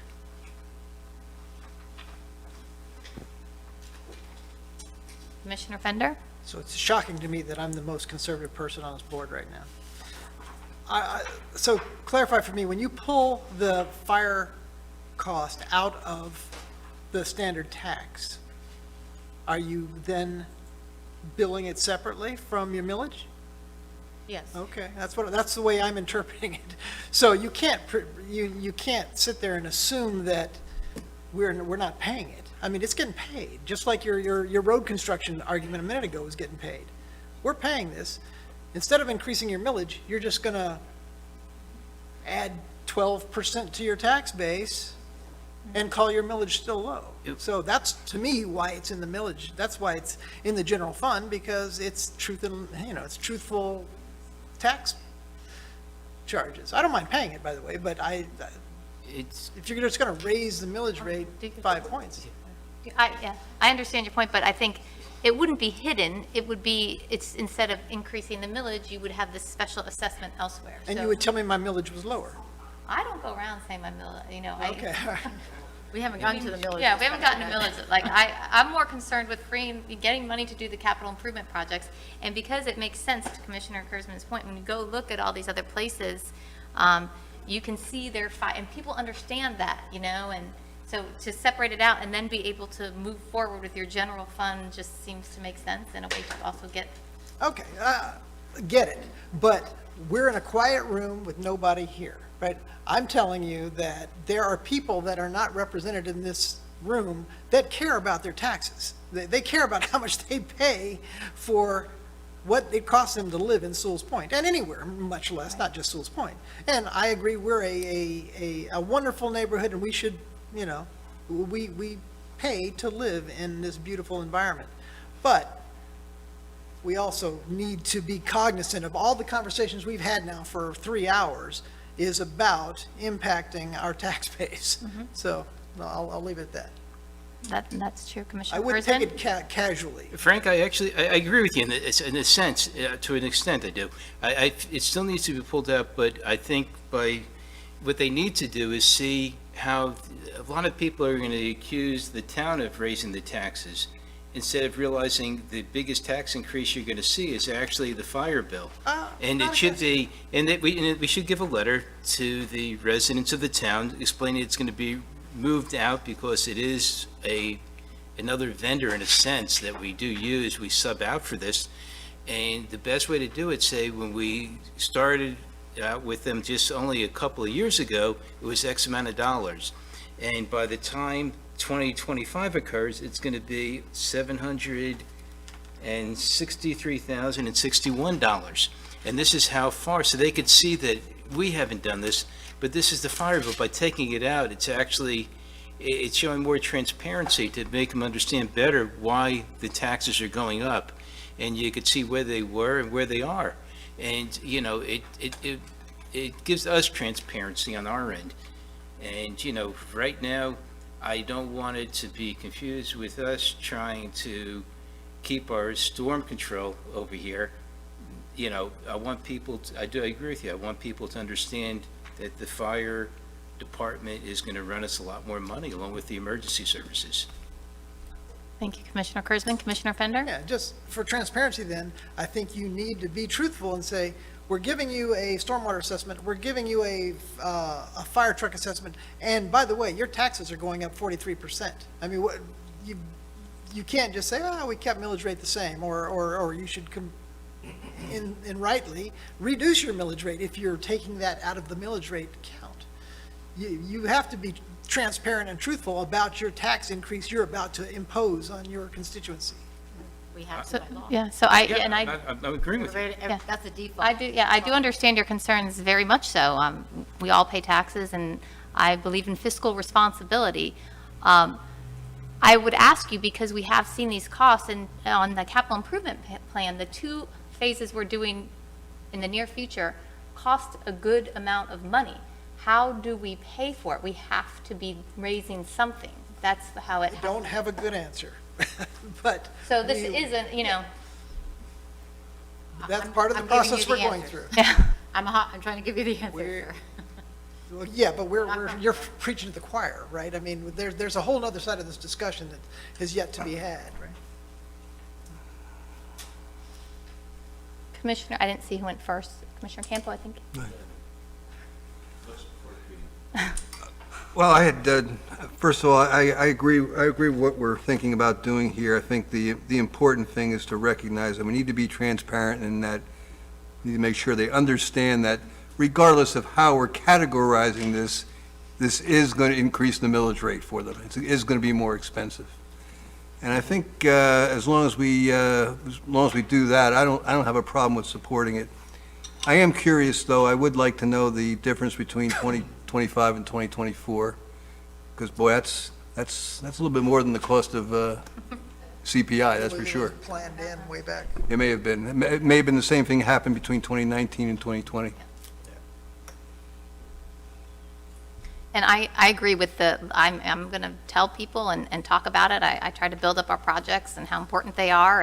And most, I mean, now granted, I don't talk to all the residents and I know it's hard, but most people are understanding and they're seeing what's occurring and they understand that it has to be paid for. So I think that's a real plus side, is that you can see what we're doing. The great thing about local government is you're seeing the work we're doing. Federal government, you pay your taxes and you don't even really know where it went. But here, you can come visit and you can see exactly where your dollars are going, which is, I think, a wonderful thing. I'd like to try to answer your question you asked me a moment Okay, ago. Commissioner Because Fender? I'm not trying to put off Commissioner No, go Campbell, ahead, bud. Oh, but I'm you sorry, did. the button wasn't on. But I'm you sorry. asked me a direct question, and I didn't have an answer to it, so I had to Okay. think for a second. And so I kind of agree with the answer that Commissioner Kempo has, is rather than onesie-twosying this, we now, because we're gonna feel some heat from this, so we need to come forward with an articulate, clear plan that's a big picture vision of this is where we're going, this is what it's gonna be. The way Commissioner Campo articulated about an hour ago, I thought was pretty astute. And instead of onesie-twosying it, this is how we're gonna fund it. And these are the components of that funding. And this is the benefit your property values are gonna see in 5 years' time because of it. There's gotta be some ROI, right? So. No, that's a good point. Commissioner Campo? Okay, two things. One, background on the staggered increase. That was strictly a Pam Walker, was it David Ross from City of Stewart? That happened without the commission knowing about it, and it was all of a sudden, hey, let's negotiate this contract 2 years early, and it was shocking why we needed to do that. But it is what it is. Let me throw out what a case can be made for, possibly. I think if you were to review with the residents, surveys, I think hands down, the number one issue, why do you live in Sewalls Point? It's Chief Tina. No, I'm kidding. It's public safety. It's public safety. And included within that is Chief and her police force, and getting there quickly, and EMS and fire. I mean, that is what safety is, right? So at the end of the day, if you're not providing that for your residents, you're not getting anything done. Now, because these fees are going to be increasing and have increased, it's going to be increasingly difficult for us to absorb that within our operating budget, because all they knew is before I pushed 911 and someone showed up, now I pushed 911 and someone showed up. They don't see what that value is. So breaking that out and saying, look, this is the most important issue, public safety, and we're going to now set that aside so you're going to see what that actually costs. And I think Michelle's got as good a handle as anybody is going to have on negotiating that. Now, I'm not recommending this for the minutes, but a case could be made.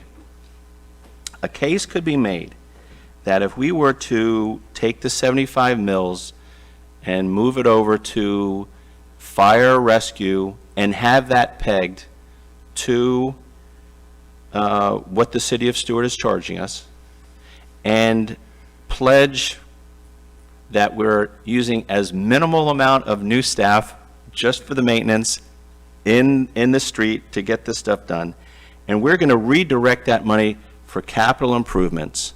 And I would even go one step further. I'd say we're going to borrow $5 million, and we're going to use the $517,000, and we're going to finance all of the near-term projects within a matter of 2 years, excluding septic to sewer. I mean, to me, that's something bold, that's something clear, that's something like everyone's going to look at this list and say, wow, there's something on this for me. I've still got the public safety. We go into some debt. but this isn't tinkering around with .4 and, 18,000 and stuff like that. This is, you look the customer in the eye and you say, look, this is what we're going to do, put it out there, let everyone see where they are on this, and say, this is where we are. Now, whether we have a referendum, whether we have a special meeting, whether we have a dog and pony show, I think it needs a lot of airing out. But this could be a combination where you're saying to your customer, our citizens are our customers, we're going to handle the water problem, we're going to handle the roads, we're going to handle clean water. There's a lot here. We're going to finish the sidewalk. That's been a picture of a failure, and it's going to be an increase. And now in the future, we will have increases in fire rescue. It's an important value. The costs for those services are higher and higher. And when we get the bump, you get the bump. I mean, we're not making any haircut on what the city of Stewart. We pass that along. So I think if we were able to make a bold presentation and say, look, there's a cost for this, but here is the plan, the most comprehensive strategic plan, capital improvement plan that we're having. I would remove septic to sewer from that, because I think that's a whole separate animal on its own that's based between what Martin County does, and I think it would be too jumbled up in all this. But we could conceivably do every project on the near term that's listed here, including sidewalk, and borrow some money and use that 517 to service that debt. Now, I'm not saying we do that, but I think it's an option that's worth throwing out there rather than drips and drabs. And I just want to clarify, when I said, when I used the word hodgepodge earlier, it was regarding the different fee. It was not the strategic plan that you and Kim put together. I thought that was comprehensive. So I think it's got a chance. You take a chance, you look people in the eye, you say, this is what we're getting. We want to be able to get in and out of our neighborhood without obstruction. We want to tackle this road project, and we want to do it aggressively. We're going to go into some debt, but we're going to have a lot of publicity about it. And, we've got the staff, we've got a commission that's, pretty much in unison. I mean, there's some tweaks to it. And I think, there's going to be some bang there. There's going to be something to show. And, they might turn the building upside down. We might need to have a whole another line item for, putting Townhall back together, That would be underway, turning it upside down. But to me, that's got some possibilities, and it's what other communities are doing. Why? Because unfortunately, we're living in a dangerous world with a lot of rambunctious people out there that, Chief can tell you about it all the time. But people here, in my opinion, this is not a gated community. This is a community that wants to be part of the greater Martin County area. We want to share our resources. We want people to walk the roads, the moms going up and down the bridges. I think that just warms my heart. However, we want to be safe. And how do we do both? We have our own police force, but we're not going to put gates up. So I'll just float that out there as a case could be made, not my recommendation necessarily, April, but I think a case could be made to go big, look people in the eye, make that presentation, maybe have some communication support, and really tackle this thing. And then the next year, we keep going down the line. We keep going down the line. Okay. Thank you, Commissioner Campo. I appreciate the open-mindedness and big picture thinking. There are details I'm not sure about debt, because debt has to be paid off eventually, so the money eventually has to come. But anyways, I like the whole concept of thinking like that, so I appreciate your input. Commissioner Fender. So I completely agree, and I think it's the go big or go home concept that sells this from a ROI perspective of what your constituents get out of their participation in this shared value. And I think that comes with the heart and soul projects. Your sidewalk, waterfront access, and the trail. What did you say? Pumps, fine. Pumps are in there too. But I'm telling you that the things that the people feel they get out of this, in addition to, yeah, there's a lot of infrastructure, we love the safety, and oh yeah, our roads are going up, but I walk my dog every day. I'd like to be able to walk down and walk them onto a waterfront property that raises the property value of my home over time, right? So as you bring the heart and soul issues into the community, including the running trail, the racy trail, and the sidewalk, and the waterfront access, I think those are the minuscule cost items on this list. Those are the things that bring the long-term ultimate value to the big picture item that are sellable, right? They Right. give you the sellable items. So let me just add for clarification for the mayor. Yes. What I'm saying with the debt is if you look at the, Right, I was looking at that. yeah, the page Yep. for the one-time grant matching sources, Yep. we could service debt, and I think we might be able to get interest rates less than 3%. But we could go into debt $5 million and service that debt with $332. $332,000. Yeah. Scared me there. So, I mean,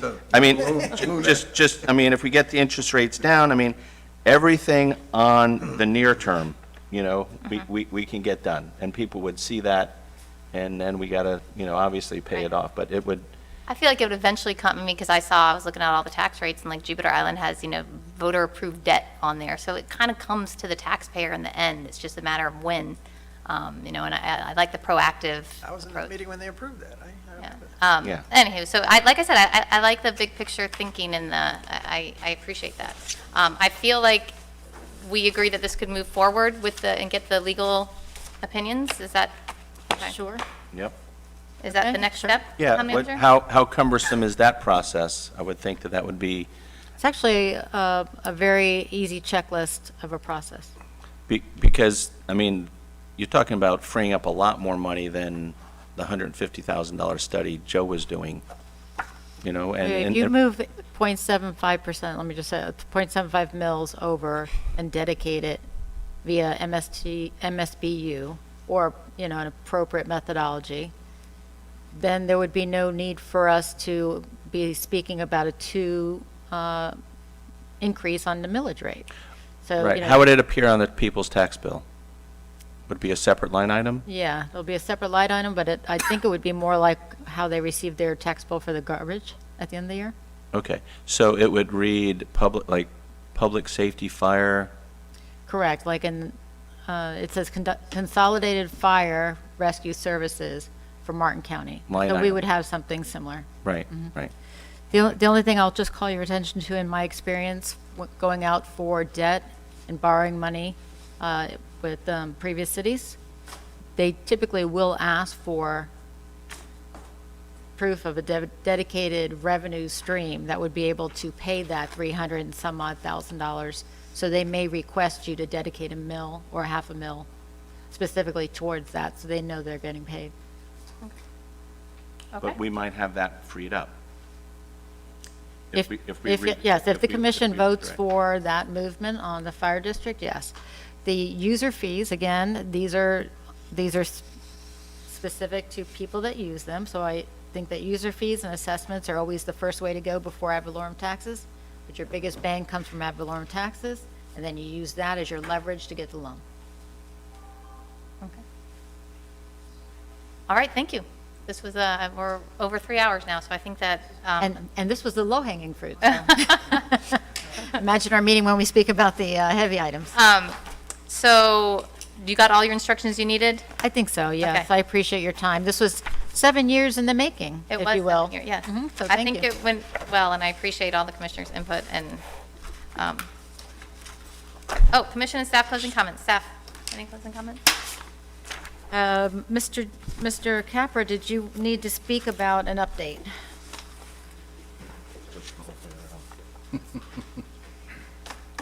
Well, I did want to speak, but I'll make this quick. I just want to make sure, we are moving along on South Sewalls Point Road Phase 1.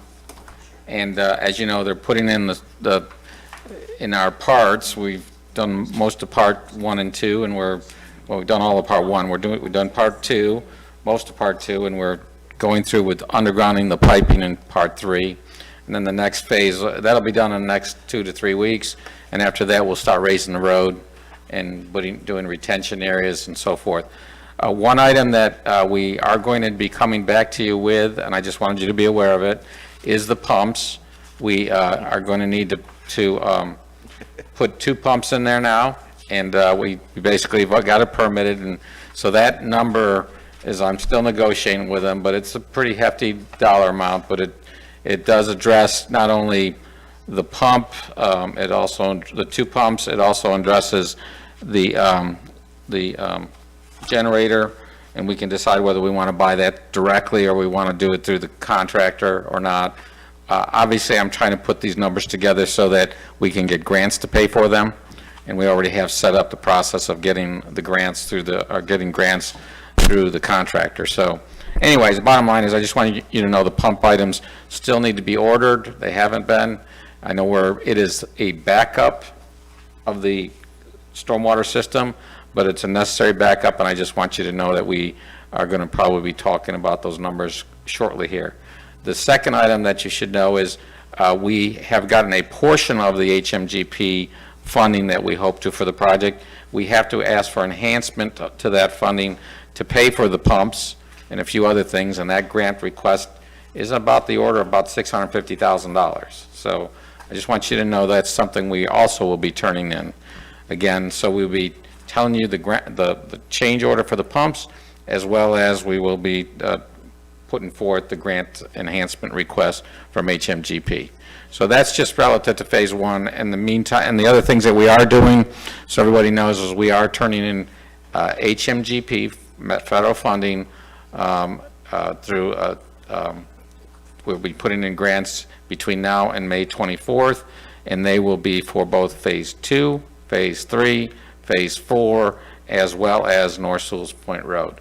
And they are going to be for what they call a LMS funding for Dorian. Okay, so we are ranked pretty high on the LMS list, and so I think there's about $6.5 million. I think it's about $6.5 million available in funding to Martin County for that.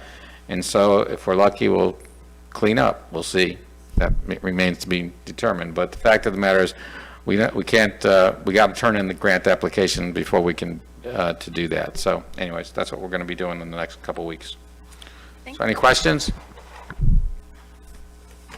Thank you. All right. Thanks, Joe. Any other staff comments? No, just enjoy the blue lights that are out on the porch as we walk out in support of our police department and police everywhere. Any commissioner comments? Commissioner Campo? I would love if everyone would sign my yellow ribbon. I'm going to use that as April's going to get us a Sharpie, so maybe we can stick around for a minute and That's nice. autograph those. I think that's nice commemoration for a job well done, and thank you for putting the event together. And the ices, those are fun idea. Thank you. Yes, fun. Yes, I was going to say the same thing. Thank you for putting together the ribbon cutting and for everyone for coming. It was very nice, and I think the playground, it turned out wonderful. Any other comments? All right. Workshop. Meeting adjourned. Good work.